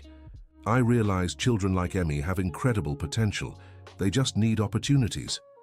And children like Oliver can learn important values from this kind of relationship." "That's right." Frank made his decision then and there. "Robert, I'd like to make a formal partnership proposal. We can fund the expansion of your social program to serve at least 500 children in the region." The offer was far beyond what Robert had imagined. Frank was providing resources to create a truly meaningful social program. "Mr. Frank, this is much more than I expected." "Robert, authentic projects like yours are rare. Most social programs are created just for corporate marketing. Yours has real human depth." The partnership with Frank Johnson completely changed Robert's situation. Instead of losing clients over his principles, he had gained a key ally. Michael, who had threatened to leave the company, was stunned by the development. "Robert, how did you manage this partnership?" "By doing the right thing, Michael. Frank was interested precisely because our program has genuine motivation. And maybe I was too quick to criticize your approach. Michael, we're all learning. What matters is being open to change." With Frank Johnson's support, the company's social program quickly took shape. Sarah was promoted to program director and given a team to work with. "Mrs. Sarah, how does it feel to be directing such an important program?" asked Robert. "I still can't quite believe it, Mr. Robert. Just a few months ago, I was a housekeeper. Now I'm coordinating a project that will help hundreds of children. You've earned this opportunity. Your work has been exceptional. Thank you for believing in me when I didn't even believe in myself." The social program, Children of Amai. The future was officially launched 2 months later, with a ceremony bringing together business leaders, educators, and local families. Emily Parker was one of the first children enrolled. Oliver, though not needing academic support, also joined to stay close to his friend and contribute his experience. "Emmy, are you excited about the computer classes?" Oliver asked. "Very. I never imagined I'd get to learn how to use a computer. And I'm excited for the writing lessons you'll help me with. You already know how to write, Oliver, but you can teach me to write more beautifully, like you do in your essays." The friendship between Oliver and Emily had grown into something even richer. They now had structured opportunities to learn from each other. During the program's first weeks, Robert observed how the children interacted. He saw kids from wealthy families playing naturally with underprivileged children, without any prejudice. "Frank, look at this," Robert said, pointing to a group of children playing together. "They don't see social differences. They're just having fun together." "That's exactly what programs like this can achieve," Frank replied, "breaking down barriers early." "Do you think we're really making a difference?" "I'm certain of it. These children will grow up with a far more inclusive worldview." 6 months after the program's launch, results began to show. The underprivileged children showed significant improvement in school performance, while the children from wealthy families developed greater social awareness. Emily, in particular, excelled in computer and English classes. Her teacher remarked to Sarah about the girls' exceptional progress. "Mrs. Sarah, Emmy has an impressive ability to learn. With the right support, she could go very far. Teacher, sometimes I can't believe the opportunities my daughter is getting. She deserves every one of them. She's a smart, hard-working girl." Oliver also benefited from the program, but in a different way. He was learning about social realities he'd never known before and developing genuine empathy for less fortunate children. "Dad, one of the boys in the program told me he sometimes doesn't have breakfast at home," Oliver said to Robert. "What do you think about that?" "I thought it was really sad. Can I bring extra snacks to share with him?" Of course you can, son. That's a very kind thing to do. Robert was proud to see Oliver developing social awareness and generosity. But not everything was perfect. Some parents of wealthy children began complaining that their kids were asking too many questions about social inequality. Robert, my son came home asking why some families have 3 cars and others have none, one parent grumbled. Those questions are hard to answer. Mark, maybe it's important for children to understand the reality of the world they live in, Robert replied. But we don't want our kids feeling guilty for having privileges. It's not about guilt. It's about social responsibility. The conversation showed Robert that some parents weren't prepared for their children to develop critical awareness about inequality. He decided to hold regular meetings with parents to discuss the program's goals and how to handle the social issues that arose. The goal isn't to make children feel bad for having privileges, Robert explained in one of the meetings. It's to help them understand that those privileges come with responsibilities. What kind of responsibilities? Asked one mother. The responsibility to use their opportunities to contribute positively to society. Don't you think that's too heavy for children? I believe children are more capable of understanding social justice than we imagine. They just need proper guidance. Gradually, most parents began supporting the program's approach. Some even reported positive changes in their children's behavior at home. Robert, my daughter started questioning why we throw food away when other children are going hungry, shared one mother. At first it bothered me, but now I realize it's important for her to think about these things. Exactly. Social awareness from an early age creates more responsible adults. A year after the program began, Robert and Frank decided to evaluate the results. The numbers were impressive. 90% of the underprivileged children had improved their grades in school, and 85% of the wealthier children showed greater interest in social activities. Robert, these results are exceptional, said Frank. I'm thinking of proposing we expand the program to other cities. Frank, that would be amazing. But do we have the structure for such a big expansion? We can build it. In fact, I've been talking to other business owners who want to replicate this model in their regions. The possibility of expanding the social program to other cities was exciting, but Robert wanted to ensure quality wouldn't be compromised. Frank, my concern is that if we expand too quickly, we might lose the essence of what makes the program work. You're right. What if we start with 2 pilot cities and evaluate the results before expanding further? That sounds safer to me. They chose 2 cities in the metropolitan area to implement the program. Sarah was promoted to general coordinator and given the responsibility of training the teams at the new locations. Mrs. Sarah, how do you feel about leading the program's expansion? Robert asked. It's a big responsibility, but I'm excited. I want other children to have the same opportunities Emmy had. I'm sure you'll do an excellent job. During the expansion, something interesting happened. The story of Oliver and Emily, Parker's friendship began spreading to other cities, becoming a symbol of what the program stood for. Local newspapers wrote articles about the friendship that changed a company and how 2 children taught values to adults. Emmy, did you see we made the newspaper? Oliver said, showing a photo of them playing together. I did. They wrote such nice things about our friendship. Do you mind that everyone knows our story? No. If our story can help other children become friends, then it's good that they know. Emily's maturity, now 9 years old, continued to impress everyone around her. But the fame also brought challenges.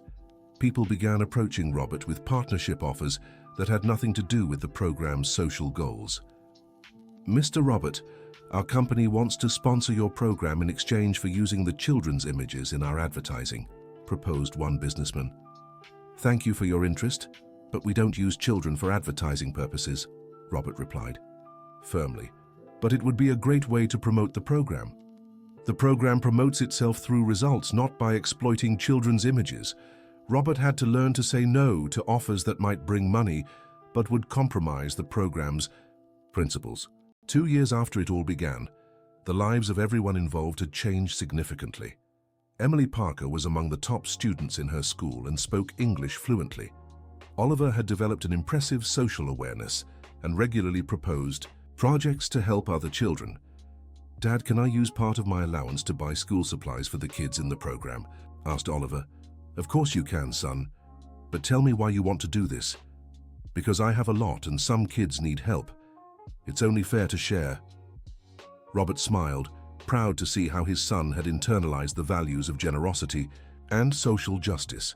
Sarah had become a respected figure in the region's social services field. Universities invited her to speak about effective social programs, and she was considering pursuing a degree in social work. "Mr. Robert, I'm thinking about going to college. What do you think?" "I think it's an excellent idea, Mrs. Sarah. You have exceptional practical experience, and theoretical knowledge will only enrich your work further. But I'm afraid I won't be able to balance it with work and Emmy. We'll help find a way. Your professional development is important for the program too." Robert's company had become a model of corporate social responsibility. Other business owners came to learn about the program, and many implemented similar versions in their own companies. "Robert, how do you measure the program's success?" asked a visiting businessman. "It's not just about the children's grades or the number of services provided," Robert replied. "It's about the behavioral changes we see. Wealthy children developing empathy and underprivileged children starting to believe in their potential. And the financial results for the company? Paradoxically, they've improved. Our reputation has grown so much that we've gained more clients than we lost when we started. So doing the right thing is also good for business." Apparently, yes. But the most important thing is that it's the right thing to do, regardless of financial results. 3 years after the first meeting between Oliver and Emily, Robert organized a party to celebrate the program's achievements. It was also a way to thank everyone who had supported the initiative. The gathering brought together hundreds of people, children in the program, their families, partner businesses, educators, and staff. "I'd like to make a toast," said Robert, standing with a glass in hand. 3 years ago, 2 children taught me a lesson that changed my life. They showed me that true friendship knows no social barriers. Everyone looked at Oliver and Emily, who were sitting together with their families.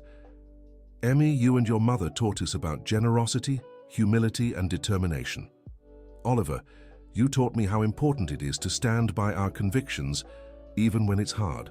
Robert paused, visibly emotional. "Today, our program serves over 800 children in 4 cities. But it all started with a simple act of kindness. A girl sharing her water with a boy she didn't know. The applause was long and heartfelt. Many had tears in their eyes.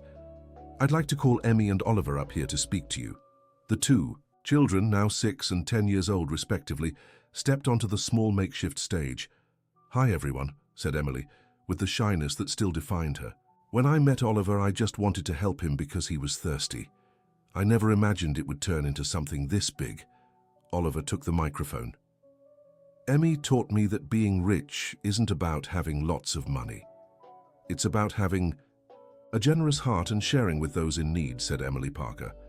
"And Oliver taught me that different people can be friends if they respect each other," she continued. "We want to thank all the adults who supported our friendship and created beautiful things because of it," said Oliver. "And we want to tell all the children here that it doesn't matter if you're rich or poor. What matters is being good to one another," Emily concluded. The applause grew even louder, and many were moved by the simplicity and wisdom of the children's words. After the party, the 2 families gathered at home to talk about everything that had happened over the years. "Mrs. Sarah, when I think about how it all started, I'm still amazed," said Robert. "Me too, Mr. Robert. Sometimes it feels like a dream. Do you regret anything?" "Not at all," Sarah replied. "They were the best years of our lives. Even with all the difficulties we faced at the beginning, especially because of them. Those challenges showed us who our true friends were." Jennifer nodded. "Robert, you've changed so much these past years. You've become a better person."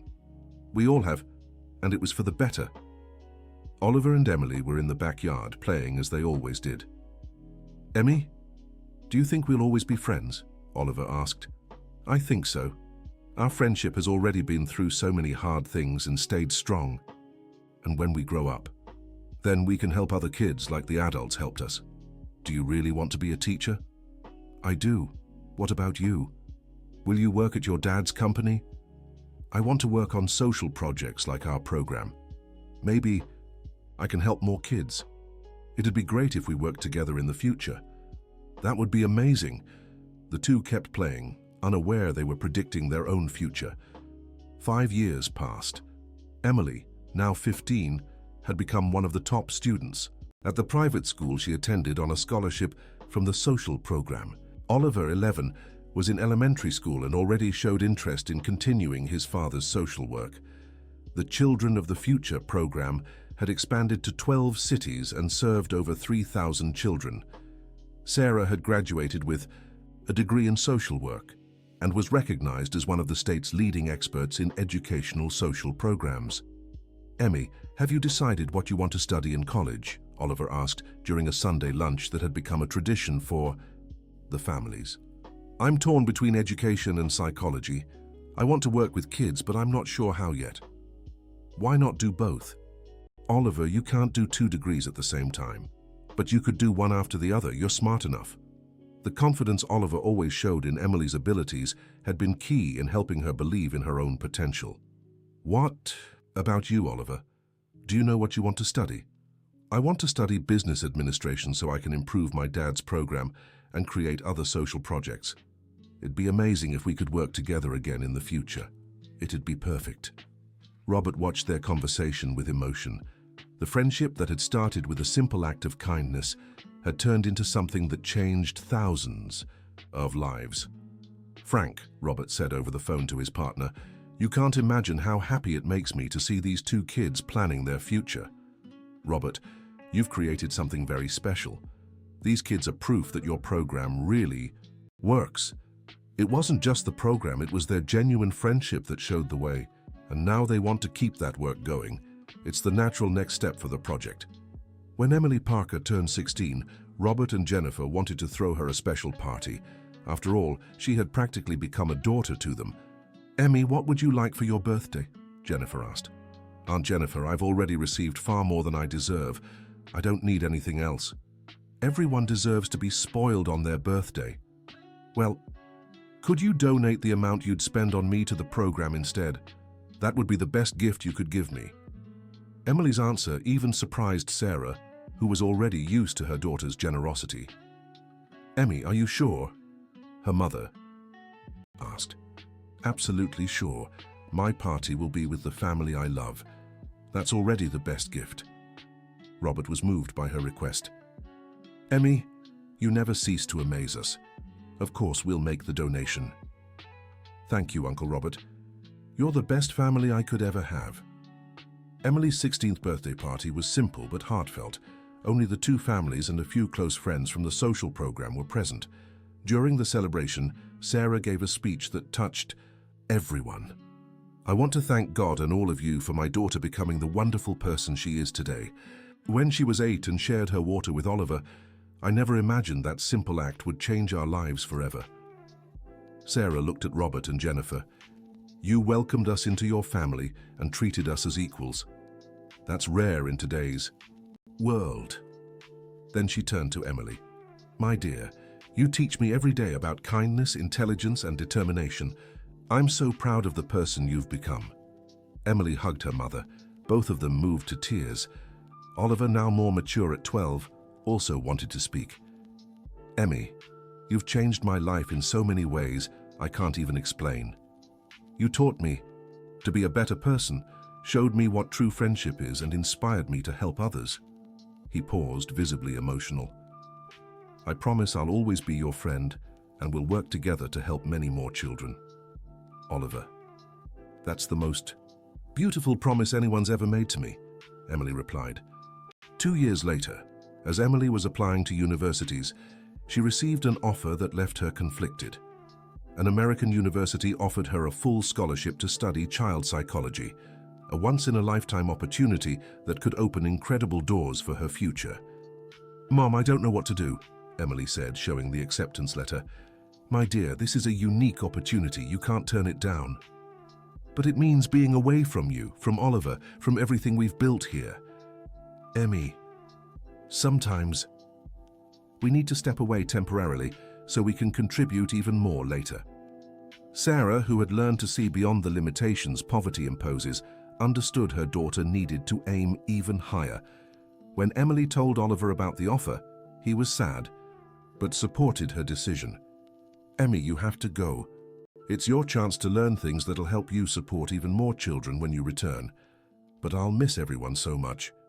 We'll miss you too, but it'll only be for a while. And nowadays, we can video chat every week. Promise.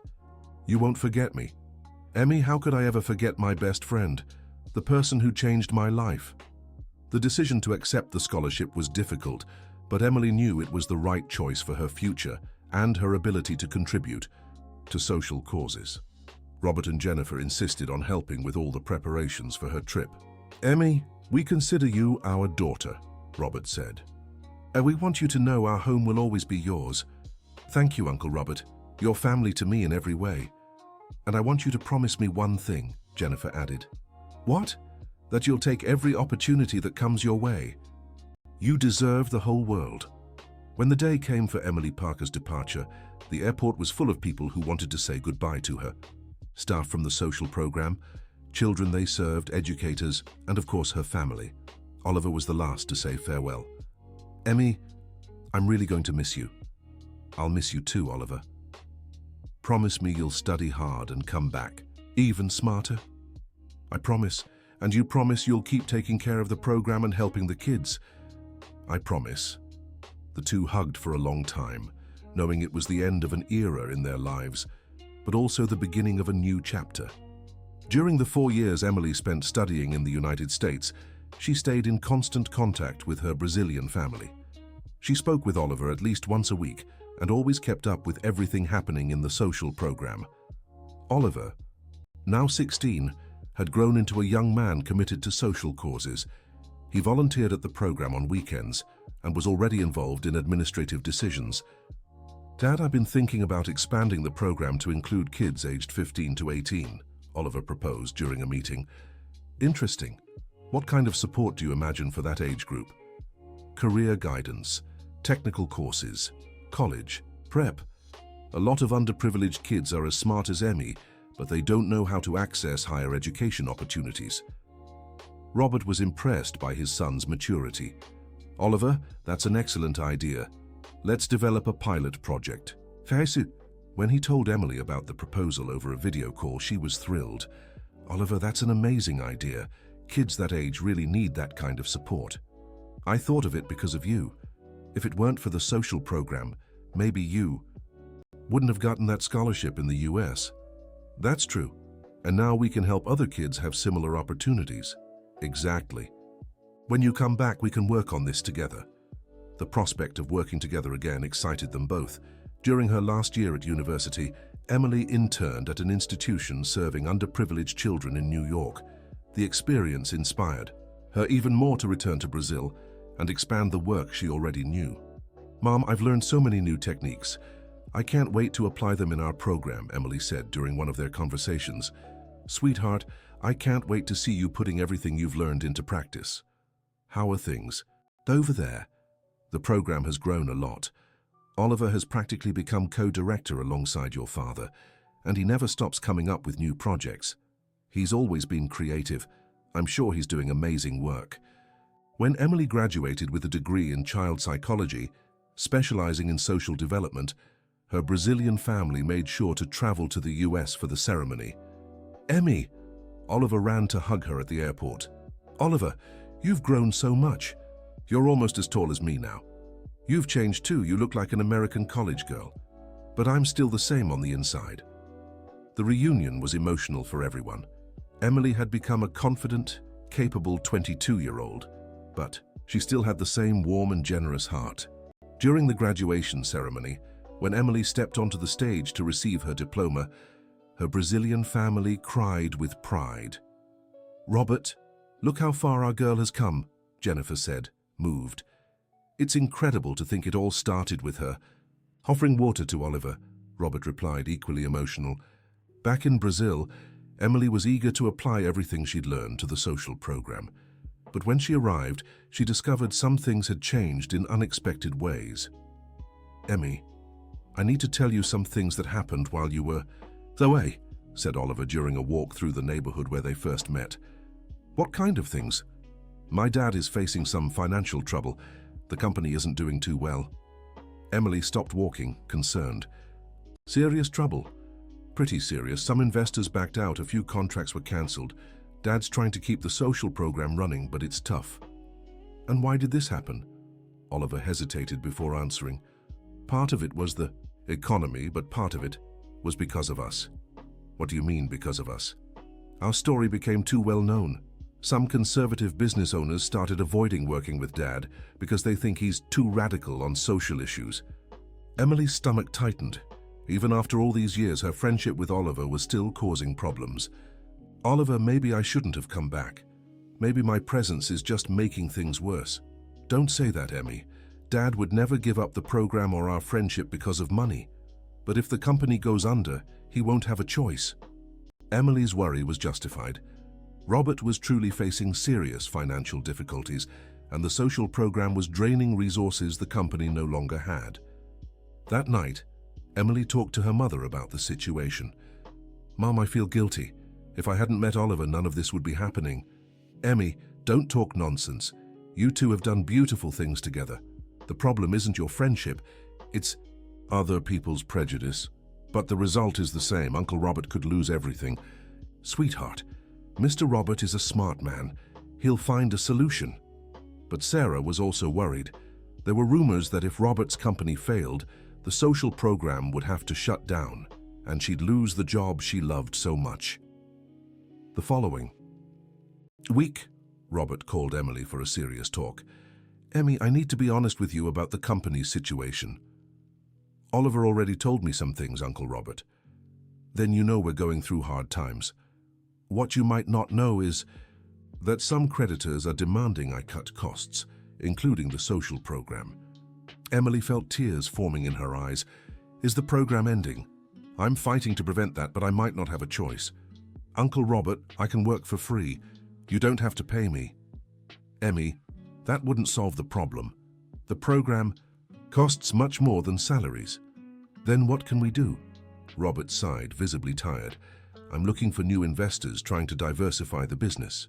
But I don't know if there's enough time. How long do we have? Maybe 3 months. If I can't secure funding by then, I'll have to shut down the program. The news devastated Emily.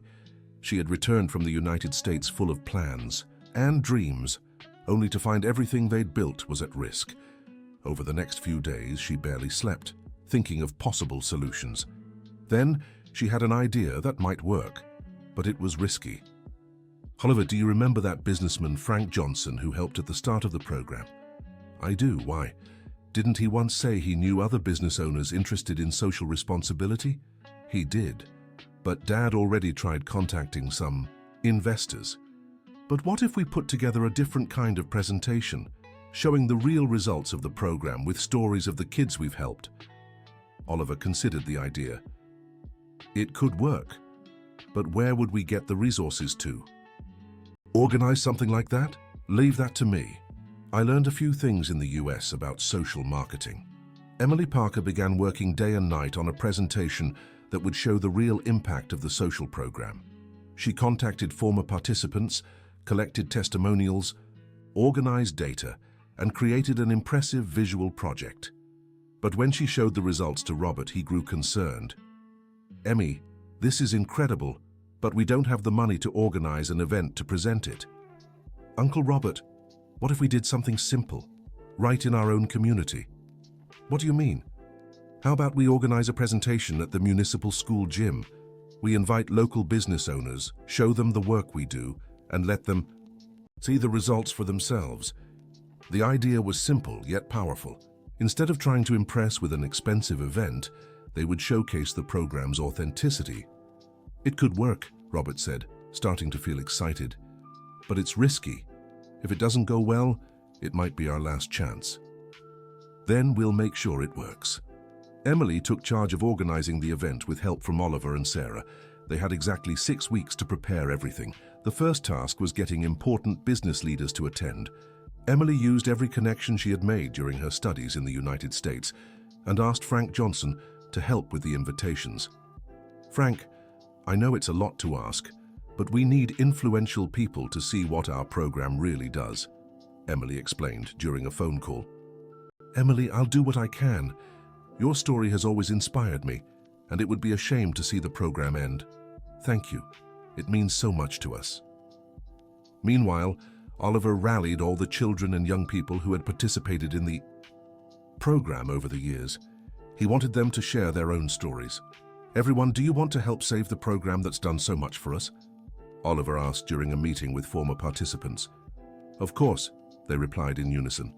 Then let's show these business owners how the program changed our lives. The enthusiasm of the young people was contagious. Many volunteered to help organize, while others offered to give testimonials. Sarah took charge of coordinating the event's logistics. Though she had no experience with this kind of planning, her dedication and attention to detail were remarkable. Mrs. Sarah, how are you feeling with all this responsibility? Jennifer asked. Nervous but determined. This program changed our lives. I'll do everything I can to save it. You're not alone. We're all working together. 2 weeks before the event, they got an unpleasant surprise. The school gym had an electrical issue and couldn't host the event. Now what? Oliver asked in panic. We'll find another place, Emily said, staying calm. But where? We don't have the money to rent a suitable space. Then, unexpectedly, the local community stepped up. The neighborhood church offered its hall, local businesses volunteered to help with decorations and equipment, and even people who barely knew the program came forward to assist. Emmy, look how the community is coming together, Sarah said, moved. It's amazing, Mum. It shows the program really has touched so many lives. In the week leading up to the event, Robert was visibly nervous. The company's financial situation had worsened, and creditors were pressing for a final decision about the social program. Jennifer, I don't know if we'll pull this off, Robert confessed to his wife. Robert, you've already done so much. No matter what happens, you can be proud of what you've built. But what about all the people who depend on the program, and Sarah, and Emmy and Oliver's dreams? We'll find a way to keep going, even if it's on a smaller scale. The day before the event, Emily couldn't stop thinking about everything that was at stake. It wasn't just the social program, but also the jobs of many people, the dreams of hundreds of children, and the future of the friendship that had started it all. She was in her backyard, looking at the stars, when Oliver appeared. Can't sleep either, he asked. No, I keep thinking about everything that could go wrong tomorrow, and everything that could go right. Emily Parker smiled for the first time in days. Oliver, do you regret anything? Meeting me, causing all these problems for your family? Oliver looked at her in surprise. Emmy, how can you even ask that? Meeting you was the best thing that ever happened to me. Even knowing all the trouble it caused? The trouble wasn't caused by our friendship. It was caused by other people's prejudice. And all the trouble in the world wouldn't be worth a single day of our friendship. Oliver's words touched Emily deeply. Oliver, no matter what happens tomorrow, I want you to know you're the most important person in my life. My best friend, my brother in heart, and you're my sister, my inspiration, my partner in everything. The two hugged, mentally preparing for the most important day of their lives. The morning of the event, the church hall was transformed. Volunteers had worked all night to decorate the space, set up sound and video equipment, and arrange chairs. For over 200 people. It's looking beautiful, said Jennifer, helping with the final preparations. Let's hope it's enough to impress the business owners, replied Robert, still nervous. Robert, relax. What we have to show is authentic and powerful. If they can't see that, that's their problem. By 2 in the afternoon, the guests began arriving. Frank Johnson was one of the first, bringing 5 prominent business owners from the area. Robert, these are some of the investors I mentioned, said Frank, making introductions. Thank you so much for coming, said Robert. I'm sure you'll be impressed by what our program achieves. More business owners arrived, some curious, others skeptical. In total, about 30 attended, along with local officials, educators, and media representatives. Nervous? Oliver asked Emily as they watched the hall fill up. Very. You? Me too. But we're ready. The event began with Robert giving a presentation about the history of the social program. He explained how it all started with the friendship between Oliver and Emily, and how it had grown into a project serving thousands of children. "Ladies and gentlemen," said Robert, "I want to show you that social responsibility isn't an expense, it's an investment in the future of our society." Next, Sarah presented the program's technical data: how many children had been helped, improvements in school grades, the percentage of youths who had earned college scholarships. "These numbers represent transformed lives," said Sarah. "Every statistic is a child who got opportunities they wouldn't have had before. But the most powerful moment came when former students began sharing their personal stories. Charlie, a 17-year-old, told how the program had saved him from drugs and helped him get into a technical school. "I was heading down the wrong path," said Charlie. "The program showed me I had potential for better things." Amanda Paul, a 19-year-old, explained how the program's English classes had helped her land a job at a multinational company. "Now I can support my family and study at night, all thanks to the opportunities the program gave me." But it was when Emily Parker took the stage that the atmosphere in the hall completely changed. "My name is Emily Parker, but you may know me as the girl who offered water to Oliver 12 years ago," she began. A murmur spread through the room. Many of those present knew the story but had never seen Emily in person. "When I offered water to Oliver, I was 8 years old and just wanted to help a child who was thirsty and crying. I never imagined that simple act would change so many lives." Emily shared her journey, how she had been included in the social program, how she earned a scholarship to study in the United States, and how she returned with the dream of helping other children. "Today I have a degree in child psychology from one of the top American universities, but it wasn't my individual effort that brought me here. It was a support system that believed in my potential." She paused, looking directly at the business leaders. "How many children like me are there in this region? How many Charlies, how many Amanda Pauls, how many untapped potentials are out there just because they lack opportunity?" The question echoed in the silence of the room. "You have the power to change that. We're not asking for charity. We're offering you the chance to invest in the future of this country." When Emily finished speaking, the room erupted in applause. Many in the audience were visibly moved. Oliver was the last to speak. "My name is Oliver and Emmy has been my best friend for 12 years, he began.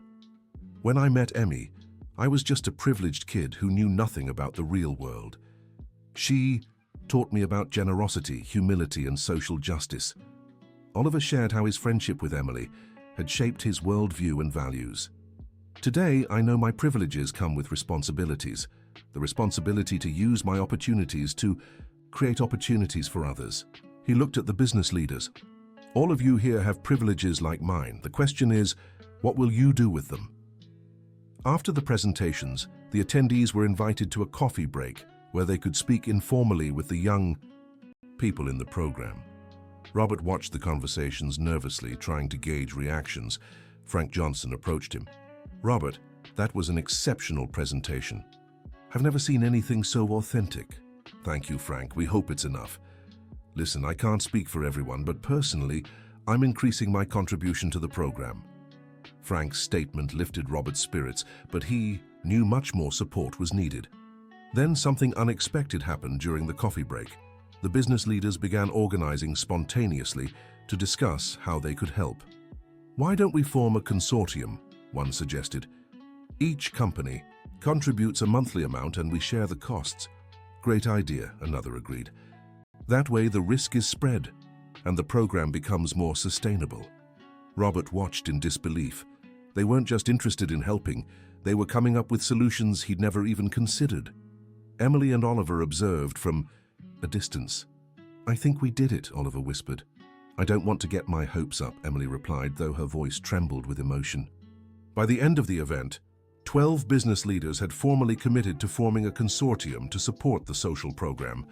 Together, they would ensure not only its continuation, but its expansion to other regions. "Robert," one of them said, "we'd like to propose something even more ambitious. What if we turned this program into a model that could be replicated across the entire state?" "That would be incredible." Robert answered, still processing the scale of the idea. Let's establish a non-profit foundation. You and your team run the program, and we'll provide financial and business support. The proposal was beyond Robert's wildest dreams. Not only was the program saved, but it was about to grow exponentially. When all the guests had left, Robert, Jennifer, Oliver, Emily Parker, and Sarah gathered in the empty hall. "We did it," said Robert, still in disbelief. "Not only did we save the program, but we're going to expand it across the entire state." "We didn't do it," corrected Emily. "All the children who shared their stories did it. All the volunteers who helped did it. The community did it."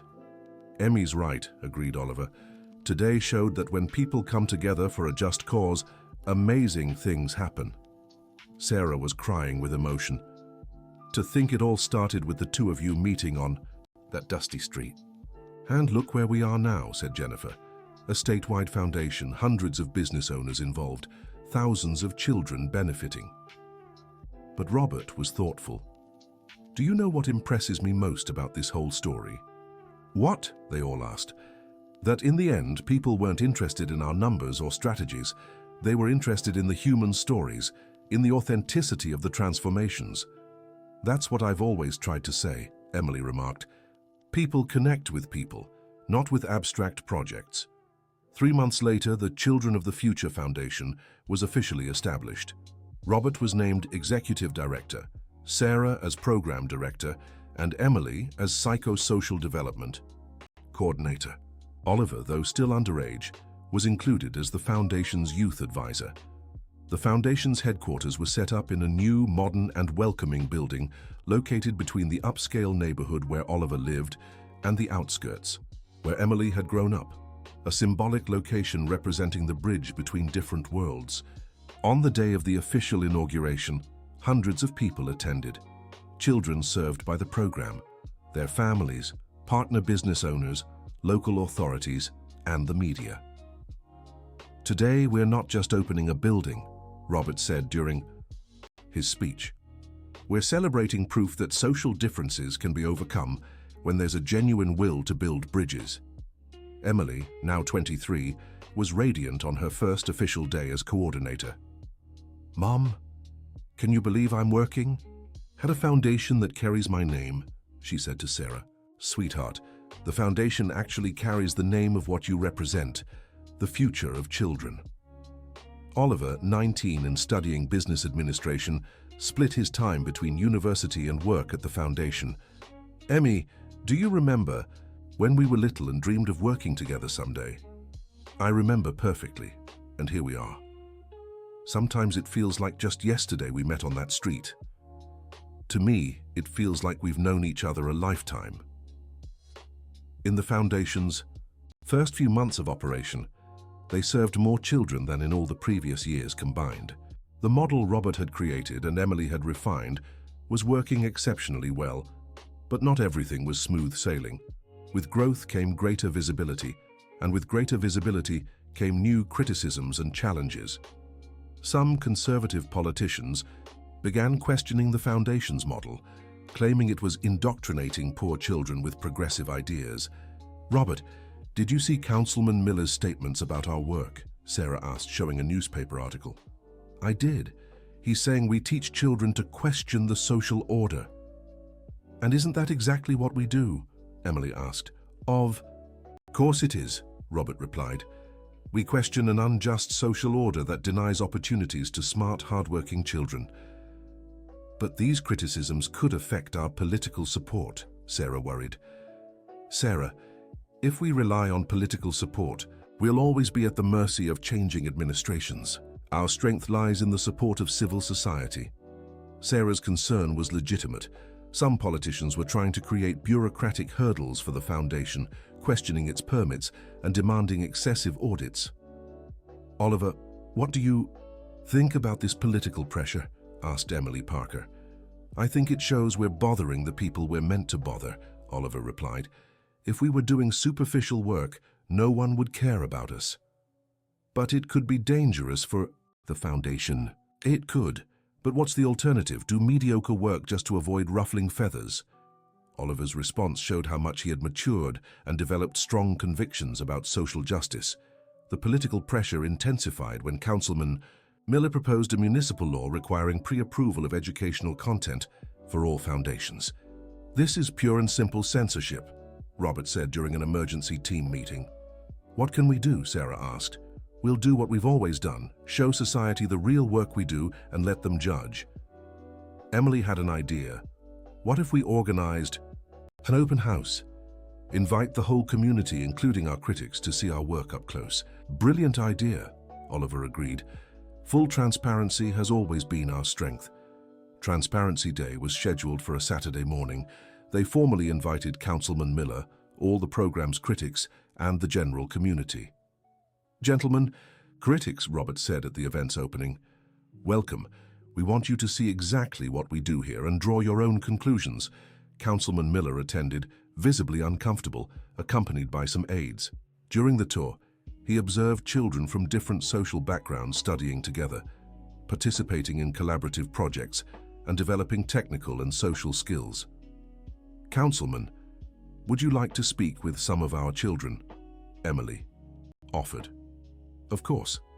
Emily led the councilman to a group of 10 and 11-year-olds working on an environmental sustainability project. "Kids, this is Councilman Miller. Can you explain your project to him?" "Sure," replied Lily, an 11-year-old girl. "We're creating a community garden to teach other kids about healthy eating and environmental preservation." "And how did you come up with this idea?" the councilman asked. "We studied our city's problems and wanted to find a way to help," answered Peter, a 10-year-old boy. "Don't you think you're too young to worry about these issues?" The children exchanged puzzled looks. "Sir," Lily said, "if we don't care about our city, who will?" The girl's spontaneous, sincere answer left the councilman speechless. He spent the rest of the visit quietly observing the activities, watching rich and poor children collaborating naturally, teachers encouraging critical and creative thinking, and young people developing projects to improve their communities. At the end of the visit, Councilman Miller asked to speak privately with Robert. "Robert, I have to admit I came here with prejudices. And now? Now I see you're raising aware, responsible citizens. That's exactly what our society needs. Thank you for keeping an open mind. In fact, I'd like to publicly apologize and withdraw the bill I proposed." The councilman's change of position was a milestone for the foundation. It proved that when well-intentioned people see the real work being done, prejudices can be overcome. With the political support they had gained, the foundation could focus on expanding its reach. Within 2 years, they were already serving 8 cities in the metropolitan area. Emily Parker had become a national reference in educational social programs. Universities invited her to give lectures, and she had started a master's degree in educational public policy. "Emmy, how do you manage to balance work, your master's, and still have time for our friendship?" Oliver asked during lunch. "Organization and priorities," she replied, "and our friendship will always be the top priority." "Don't you ever get tired of all this responsibility?" "Physically, yes, but emotionally, it energizes me. Every child we help gives me more strength to keep going." Oliver had also found his path. Besides his studies in business administration, he had specialized in non-profit management and already showed exceptional talent for fundraising. "Dad, I secured a $2 million donation pledge from that business group in Los Angeles," Oliver announced in a meeting. "Oliver, that's fantastic. How did you manage it?" "I presented our results in a way they could understand the social return on investment, and I told them our story." "Our story keeps opening doors," Robert remarked proudly. "Because it's true, people recognize authenticity." 5 years after founding the organization, they received an unexpected invitation.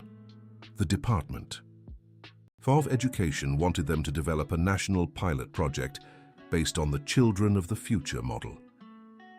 "Guys, do you realize what this means?" Robert said during an emergency meeting.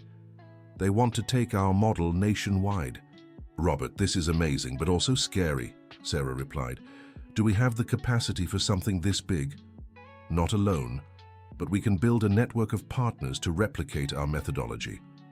Emily was excited but cautious. The question is, can we maintain the program's quality and essence on a national scale? It's the biggest challenge we've ever faced, Oliver said. But if we don't try, we'll never know. They spent months developing a detailed proposal for the national project. The idea was to create 100 children of the future, centers across different regions of the country, each adapted to local needs, but following the core principles of their experience. When they presented the proposal to the Department of Education, the reception was overwhelmingly positive. Gentlemen, this is one of the most well-structured and well-founded proposals we've ever received, the secretary said. You have our approval for the pilot project. The national project meant Emily and Oliver would have to travel across the country, training local teams and overseeing the implementation of the centers. Emmy, do you realize we'll spend the next 2 years traveling across Brazil together? Oliver said. It's like an adventure, isn't it? Seeing the whole country and bringing our work to kids who've never had opportunities. It'll be like when we were little and dreamed of helping everyone. Exactly. Only now we actually can.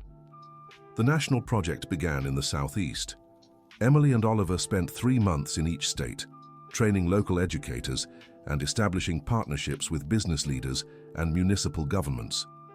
In New Orleans, they met Jack, a 9-year-old boy from a poor neighborhood who showed exceptional talent in math. Jack, what do you want to be when you grow up? Emily asked. I want to be an engineer to build nice houses for my community. And do you think you can do it? I don't know. My teacher says I'm smart, but my mom says people like us don't become engineers. Emily Parker and Oliver exchanged glances. This was exactly the kind of situation their program had been created to change. Jack, can I tell you a story? Said Emily. Sure, he replied. When I was your age, I also lived in a modest place, and many people said girls like me couldn't study at an American university. But look where I am today. You studied at an American university. I did, and do you know how I managed it? Because I met people who believed in my potential and gave me opportunities. Can I do it too? Jack, if you really want it and work hard, you can achieve anything. The sparkle in Jack's eyes was identical to what Emily had seen in hundreds of other children over the years. In Miami, they met Anna Claire, a 12-year-old girl who had lost her parents and lived with her grandmother in extreme poverty. Anna Claire is our best student, said the local coordinator. But she's about to drop out to work. Why? Asked Oliver. Her grandmother is sick and she needs to support the household. Emily spoke at length with Anna Claire and her grandmother, explaining how the program could help not only with the girls' education, but also with family support. Mrs. Francis, Anna Claire has the potential to be anything she wants, a doctor, a lawyer, a teacher, but she needs to keep studying. Miss, I know my granddaughter is smart, but life doesn't wait. We need to eat. What if we could arrange for Anna Claire to study in the program while also helping financially at home? How? Emily explained that the program offered stipends for families in vulnerable situations, along with basic medical assistance. You wouldn't have to go without medical treatment, and Anna Claire wouldn't have to drop out of school. The conversation lasted hours, but in the end, Mrs. Francis agreed to let Anna Claire join the program. 3 months later, when Emily and Oliver returned to Miami for a follow-up visit, they found Anna Claire transformed. Emmy, Oliver, she ran to hug them. You have no idea how my life has changed. Tell us. I'm getting the best grades in school. My grandmother is receiving treatment at the clinic, and I've decided I want to be a doctor to help people the way you helped me. Anna Claire, that's wonderful. And guess what? I'm already helping other kids in the community with their homework. I want them to have opportunities too. Anna Claire's transformation was a perfect example of how the program created a virtuous cycle. Children who were helped became multipliers of opportunity in their communities. During the 2 years of nationwide implementation, Emily and Oliver visited every state in Brazil. They met thousands of children, trained hundreds of educators, and established partnerships in dozens of cities. Oliver, sometimes I stop and think about everything we've lived through these 2 years, Emily said during a flight between Portland and Tucson. It's surreal, isn't it? How many kids have we met? How many stories have we heard? Over 3,000 children directly, and each one with a unique story, unique dreams. And most of them would never have had opportunities without our Program. What amazes me most is how much they remind me of us when we were little, full of dreams but limited by circumstances. Oliver paused in thought. Emmy, do you think our friendship really changed the world? We didn't change the whole world, Oliver, but we changed the world for a few thousand children, and they'll change the world for others in the future. It's like throwing a stone into water. The ripples spread endlessly. Exactly. When the national project concluded, the results surpassed all expectations. 100 centers had been established, serving over 15,000 children in socially vulnerable situations. The model had proven adaptable to different regional realities without losing its essence. In the Southeast, it operated integrated with drought relief programs. In the South, it was linked to rural cooperatives. In the Pacific Northwest, it included environmental education. Robert, the numbers are impressive, said the Secretary of Education during the final results presentation. School dropout rates decreased by 70% in the served regions. High school graduation rates increased by 85%, and college enrollment grew by 300%. Madam Secretary, the numbers matter, but what makes us proudest are the individual transformations we've witnessed. We'd like to propose expanding the program nationwide. The proposal for full expansion was the definitive recognition of the success of the model created by Robert and refined by Emily Parker and Oliver. Are you up for the challenge? Asked the Secretary. We are, replied Robert, Emily, and Oliver in unison. With the approval of the national expansion, the Children of the Future Foundation became the largest social education organization in the country. Emily was promoted to National Program Director, Oliver to Expansion Director, and Robert remained as Executive Director. Sarah, now with a master's degree in social management, was appointed Director of Educator Training. Mom, can you believe we've come this far? Emily asked during the inauguration ceremony for the new roles. Sweetheart, sometimes it feels like a dream, but it's a dream we built with hard work and dedication, and with a lot of help from generous people along the way. True, but mostly, it's your friendship that's been the foundation of it all. Sarah looked at Oliver and Emily, now young adults of 26 and 22 respectively, and felt emotional remembering the first time she saw them together, two children sharing a water bottle. Do you know you're my greatest pride? Sarah said. Your pride and that of many others, Oliver replied, but most of all, you're proof that true friendships can change the world.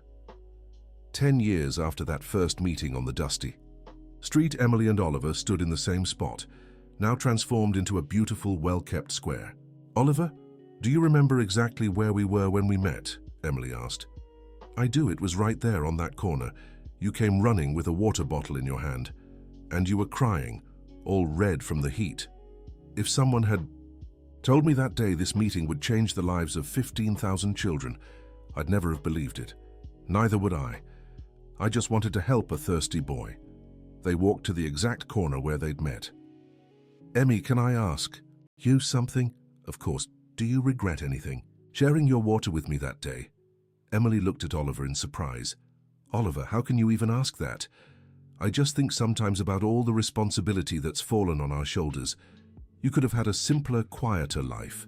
Oliver, Emily said, taking his hands, this isn't a simple life, it's a life with purpose, and I wouldn't trade it for anything. Even knowing all the work still ahead, especially knowing that, because now we know we can make a difference. Oliver smiled. Emmy, you're still the wisest person I know, and you're still my best friend and partner in everything. Forever? Forever. They hugged right there, in the same place where it all began, celebrating not just their friendship but everything they'd built together. Later that day, at the Foundation's headquarters, they received a call that would bring a new challenge. Emily Parker. This is the Organization of American States calling. We'd like to invite you to present the Children of the Future model at an international conference on social education. Emily Parker looked over at Oliver, who was in the room. It would be an honor to participate, but I'd like to bring my co-director, Oliver Wilson, with me. Of course, no problem. When they hung up, Oliver was excited. Emmy, Do you realize we're going to present our work to representatives from countries all over the world? I do, and it's a little scary. Why? Because it means our responsibility is growing again. If other countries want to implement our model, we'll have to help them. And what's wrong with that? Nothing's wrong. It's just that sometimes I wonder how far this journey will take us. As far as our friendship allows it to. The OAS conference was held in Washington, marking Emily and Oliver's first international work trip together. Nervous? Oliver asked during the flight. A little. And you? Me too. But I remembered something you told me a long time ago. What? That when we do the right thing, doors open on their own. Oh yes, I did say that. And look, another door opening. The presentation at the OAS was an absolute success. Representatives from 12 countries expressed interest in implementing adapted versions of the Children of the Future model. Ladies and gentlemen, said the conference coordinator, in 15 years of organizing this event, I've never seen such a positive response to a presentation. Thank you, Emily replied. I think our model works because it's based on real human connections, not just academic theory. Exactly. And we'd like to propose that you lead an international pilot project. Oliver and Emily exchanged glances. What kind of project? Oliver asked. Implementation of the model in 5 Latin American countries as a test for possible global expansion.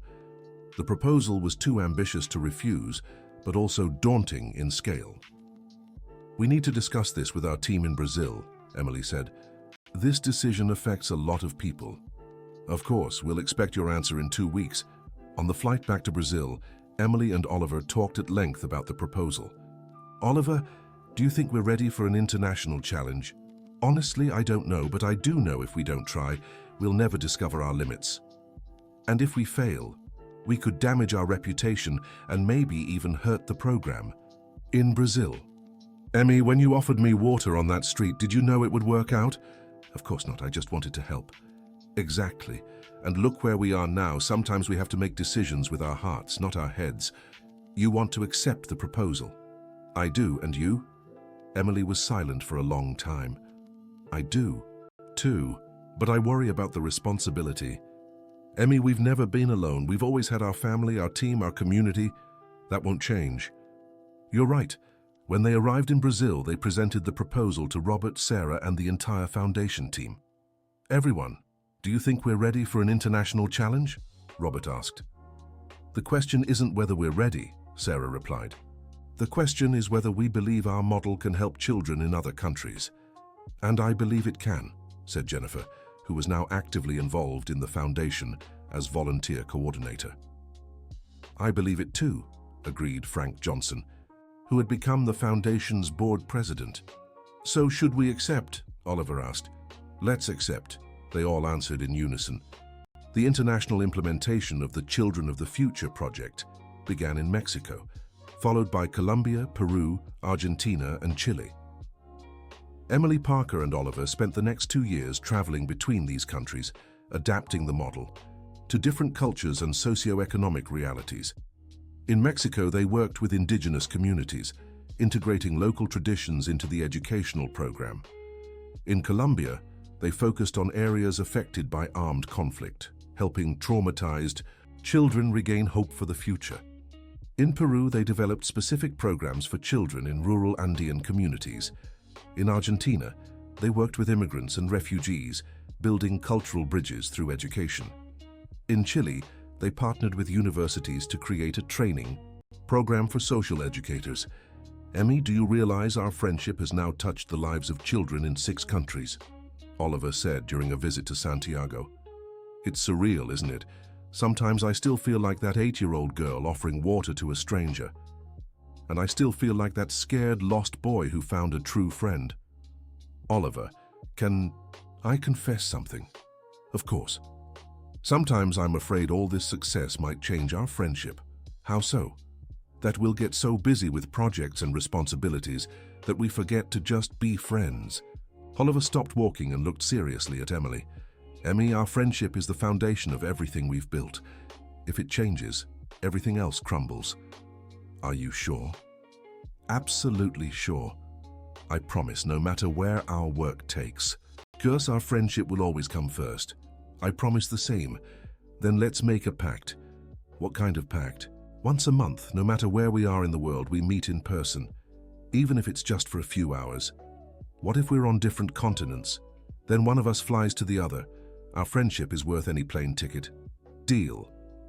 The pact they made was faithfully kept in the years that followed.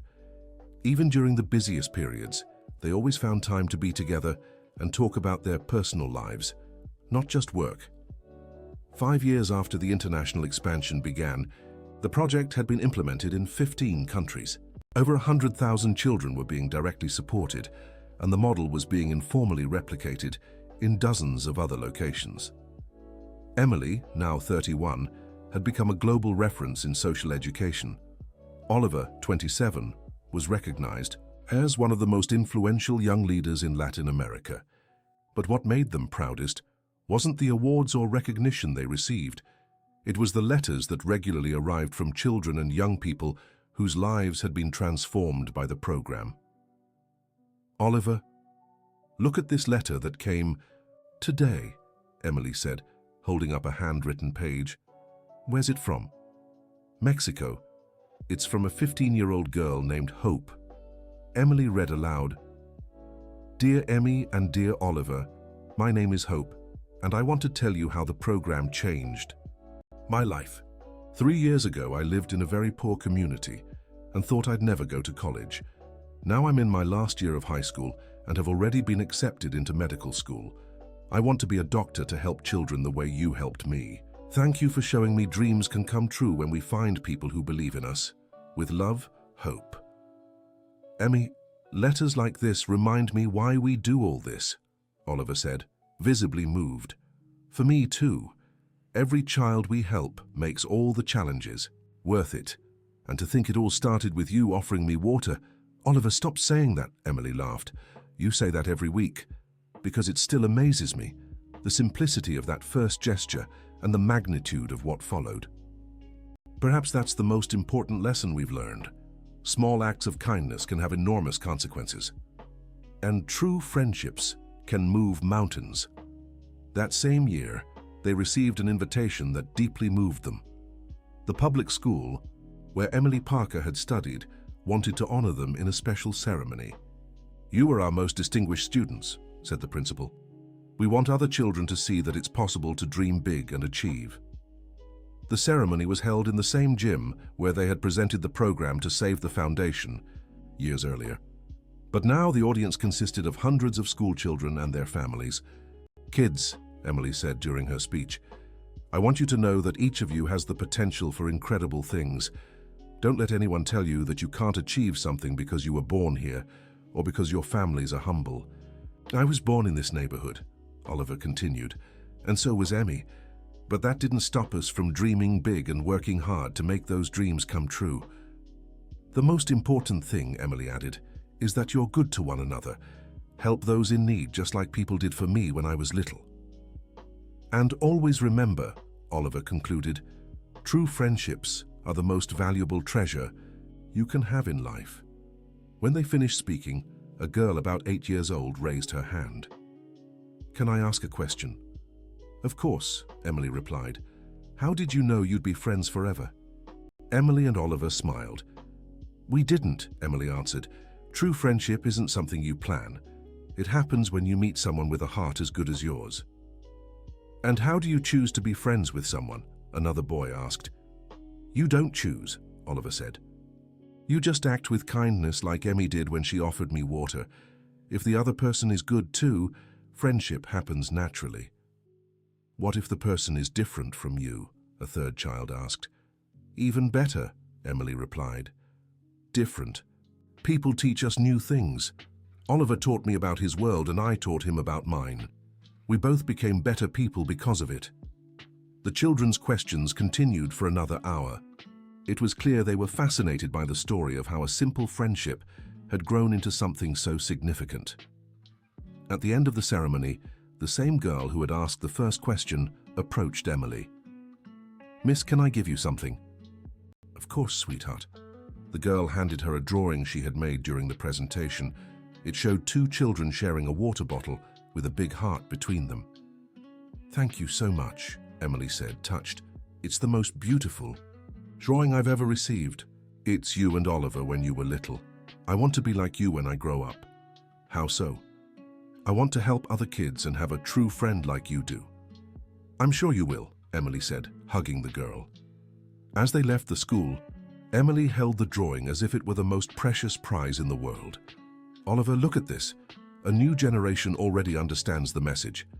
It's the cycle continuing. The kids we help will help others, who will help others, and so on. It's the immortality of kindness." Exactly. 2 years later, when Emily turned 33, she and Oliver decided it was time for a gradual transition in the Foundation's leadership. "We need to train the next generation of leaders," Emily said at a board meeting. "I agree," Oliver supported. "We can't be irreplaceable. That would hurt the project's sustainability." "Are you thinking of retiring?" Robert asked, concerned. "Not exactly," Emily replied. "We're thinking of evolving our roles, transitioning from operators to mentors." "What do you mean?" "We want to create an institute for training social leaders," explained Oliver, "to train young people to replicate our model in new countries and regions, and remain available as consultants, but not as day-to-day managers," added Emily Parker. The proposal made sense. After 15 years of directly leading the program, they had accumulated enough knowledge and experience to train other leaders. "But who would take over direct management?" asked Sarah. "We've already identified some candidates," said Oliver. "Some of the very young people who were part of the program when they were children. Like Hope from Mexico, who is now a doctor and wants to return to her community," Emily gave as an example. "Or Charlie, that boy we met in New Orleans who's now an engineer. And Anna Claire from Miami, who graduated in law and wants to work with children's rights." The idea that former program participants would take on its leadership was moving and symbolically powerful. The Emily and Oliver Institute for Social Leadership Training was established the following year. The name was chosen as a tribute by the former students themselves, who insisted the institution bear the founders' names. "I don't agree with our names being on the institute," protested Emily.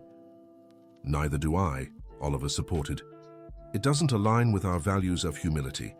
"But you don't understand," said Hope, who had become the regional coordinator for Mexico. "You are symbols. Children all over the world know about you. It's important that your names be associated with training new leaders." "Hope is right," agreed Charlie. "You're our inspiration. It's only fair you're also our reference." Reluctantly, Emily and Oliver accepted their names on the institute. The institute operated in tandem with the foundation, but with a specific focus on leadership training. Young people from various countries came for intensive 3-month courses, learning not just social management techniques, but also the core values guiding the work.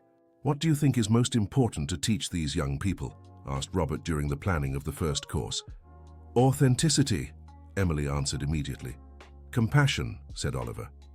"And the understanding that real social change only happens when you genuinely care about the people you're helping," Emily added. The first group of 20 young leaders trained by the Institute was impressive. They came from 12 different countries, all with personal stories of resilience and a desire to replicate the Children of the Future model in their regions.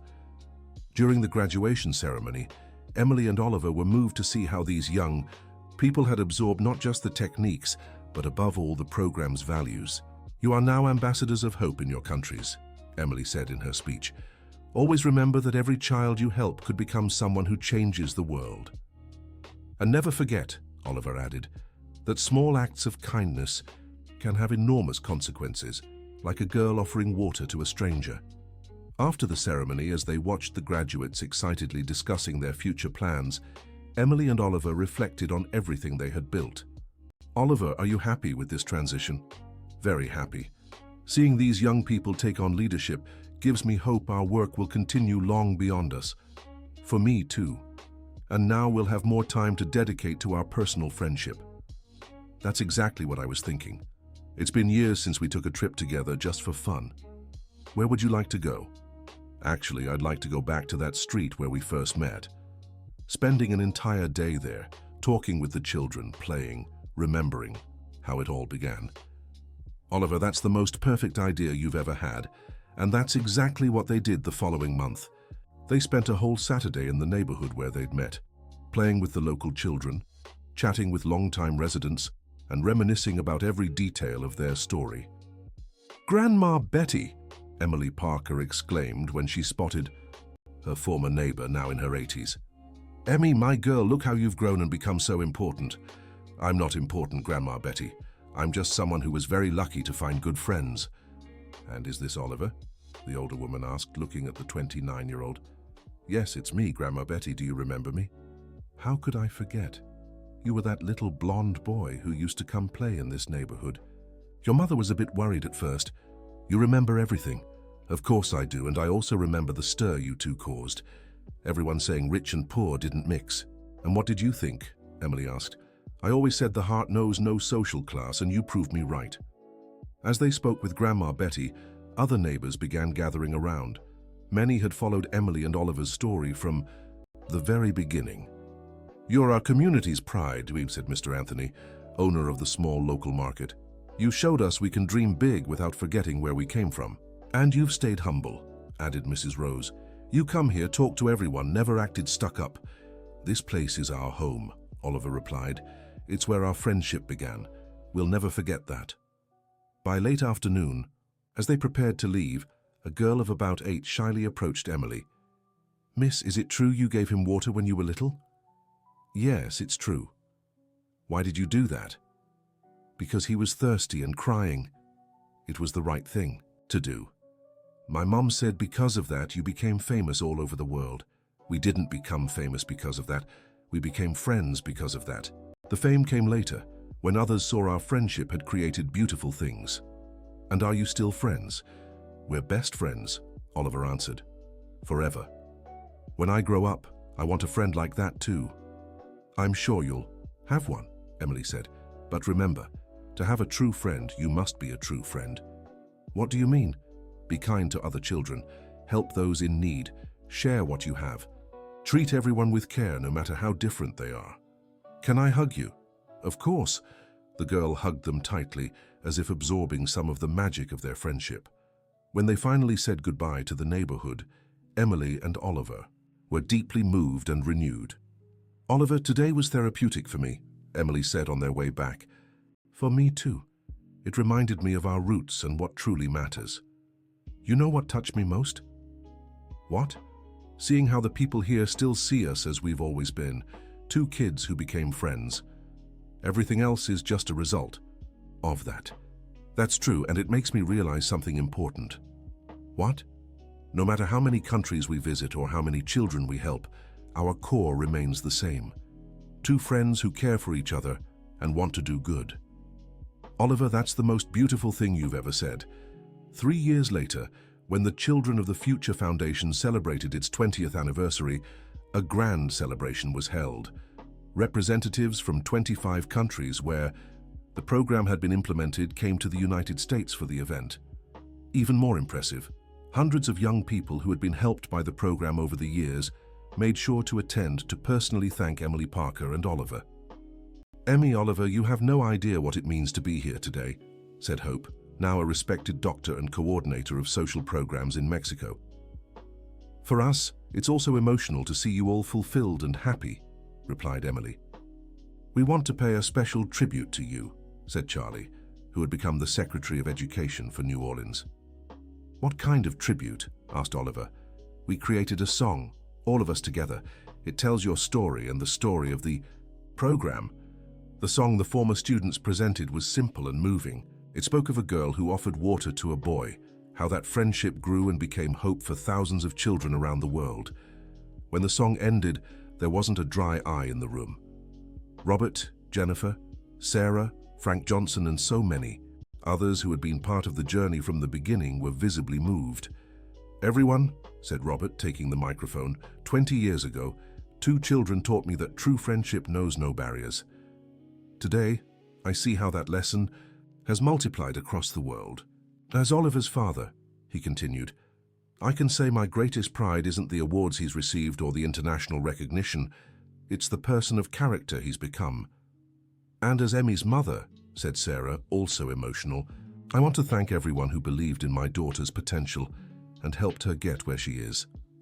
But most of all, added Jennifer, I want to thank these two children for teaching me that prejudices can be overcome when we open our hearts. When it was Emily and Oliver's turn to speak, they stepped onto the stage hand in hand, just as they did when they were little. Friends, Emily began, 20 years ago I was just a poor girl who wanted to help a thirsty boy. Today I'm here surrounded by a worldwide family that teaches me every day about generosity and love. And I was just a lost boy who found a true friend, said Oliver. Everything that happened after was a result of that friendship. We want to thank each of you, Emily continued, for believing that two different children could make a difference in the world. And we want to say, Oliver finished, that our greatest achievement isn't the program's numbers or the recognition we've received. Our greatest achievement is keeping our friendship pure and true all these years. Because in the end, they said together, that's what matters. The people we love and who love us back. The applause was long and warm, but the most special moment came at the end of the ceremony, when everyone present joined in a large circle and sang the song the former students had created once more. Hundreds of voices singing in Portuguese, Spanish, English, and many other languages, all telling the same story, that of two children who proved true friendship can change the world. That night, after everyone had left, Emily and Oliver sat in the Foundation's garden looking at the stars. Oliver, can you believe everything we experienced today? I'm still processing it, seeing all those people we've helped over. The years, it was surreal. And to think it all started with you crying on a dusty street, and you running with a bottle of water in your hand. Do you think there was some greater force guiding our steps that day? I don't know, Emmy, but I know that if there was, it chose the right two people to meet. Oliver, can I confess something? Always. Sometimes I'm afraid of dying and leaving you alone, or of you dying and leaving me alone. Emmy, our friendship goes beyond physical life. What we've built together will live on through all the people we've helped. You're right. We're immortal through the lives we've touched. Exactly, and besides, we have to trust that we'll grow old together, complaining about each other but always remaining best friends. You mean we'll be two grumpy old folks? Two grumpy old folks who changed the world through friendship. They laughed, imagining themselves at 80, still discussing social projects and taking care of each other. Oliver, promise me something. What? That if one day I get sick or too old to work, you'll continue our work. I promise. But on one condition. What? That you promise the same if I get sick first. I promise. And promise me one more thing. What? That whenever you tell our story to others, you'll make it clear everything started with your kindness, not my need. Oliver, stop being dramatic. I'm not being dramatic. I'm being fair. You were the one who took the initiative to help. I was just lucky to be in the right place at the right time. All right, I promise. They fell silent for a few minutes, each lost in their own thoughts. Emmy? Yes? Thank you. For what? For changing my life, for teaching me what true friendship is, for showing me I can make a difference in the world. Oliver, I should be thanking you. You and your family gave me opportunities I never would have had alone. That's not what happened, Emmy. We helped each other. That's what friends do. It's true. And we'll keep helping each other until we become two grumpy old folks. Deal. Emily rested her head on Oliver's shoulder, and they stayed, there under the stars, two best friends who had proven that small acts of kindness can truly change the world. 25 years after that first meeting on a dusty street in Riverside, Emily and Oliver, now 43 and 39 respectively, were still working together, still best friends, and still proving every day that some friendships are truly eternal. The Children of the Future Foundation had become the world's largest social education organization, serving over 500,000 children across 42 countries. The Emily and Oliver Institute had trained more than 1,000 social leaders. And it had all started with a poor girl offering water to a wealthy boy on a sunny afternoon. But to them, the numbers were never what mattered most. What mattered was the certainty that No matter what happened in their lives, they would always have each other, and their friendship had proven that true love, whether romantic, familial, or platonic, can overcome any barrier and transform any reality. The end of the story. So what did you think of this incredible tale of friendship and perseverance? Leave your thoughts in the comments and let us know where you're watching from. Do you believe small acts of kindness can really change the world as they did for Emily and Oliver? We'd love to hear your honest thoughts about this touching journey. Thank you so much for joining us in this heartfelt story.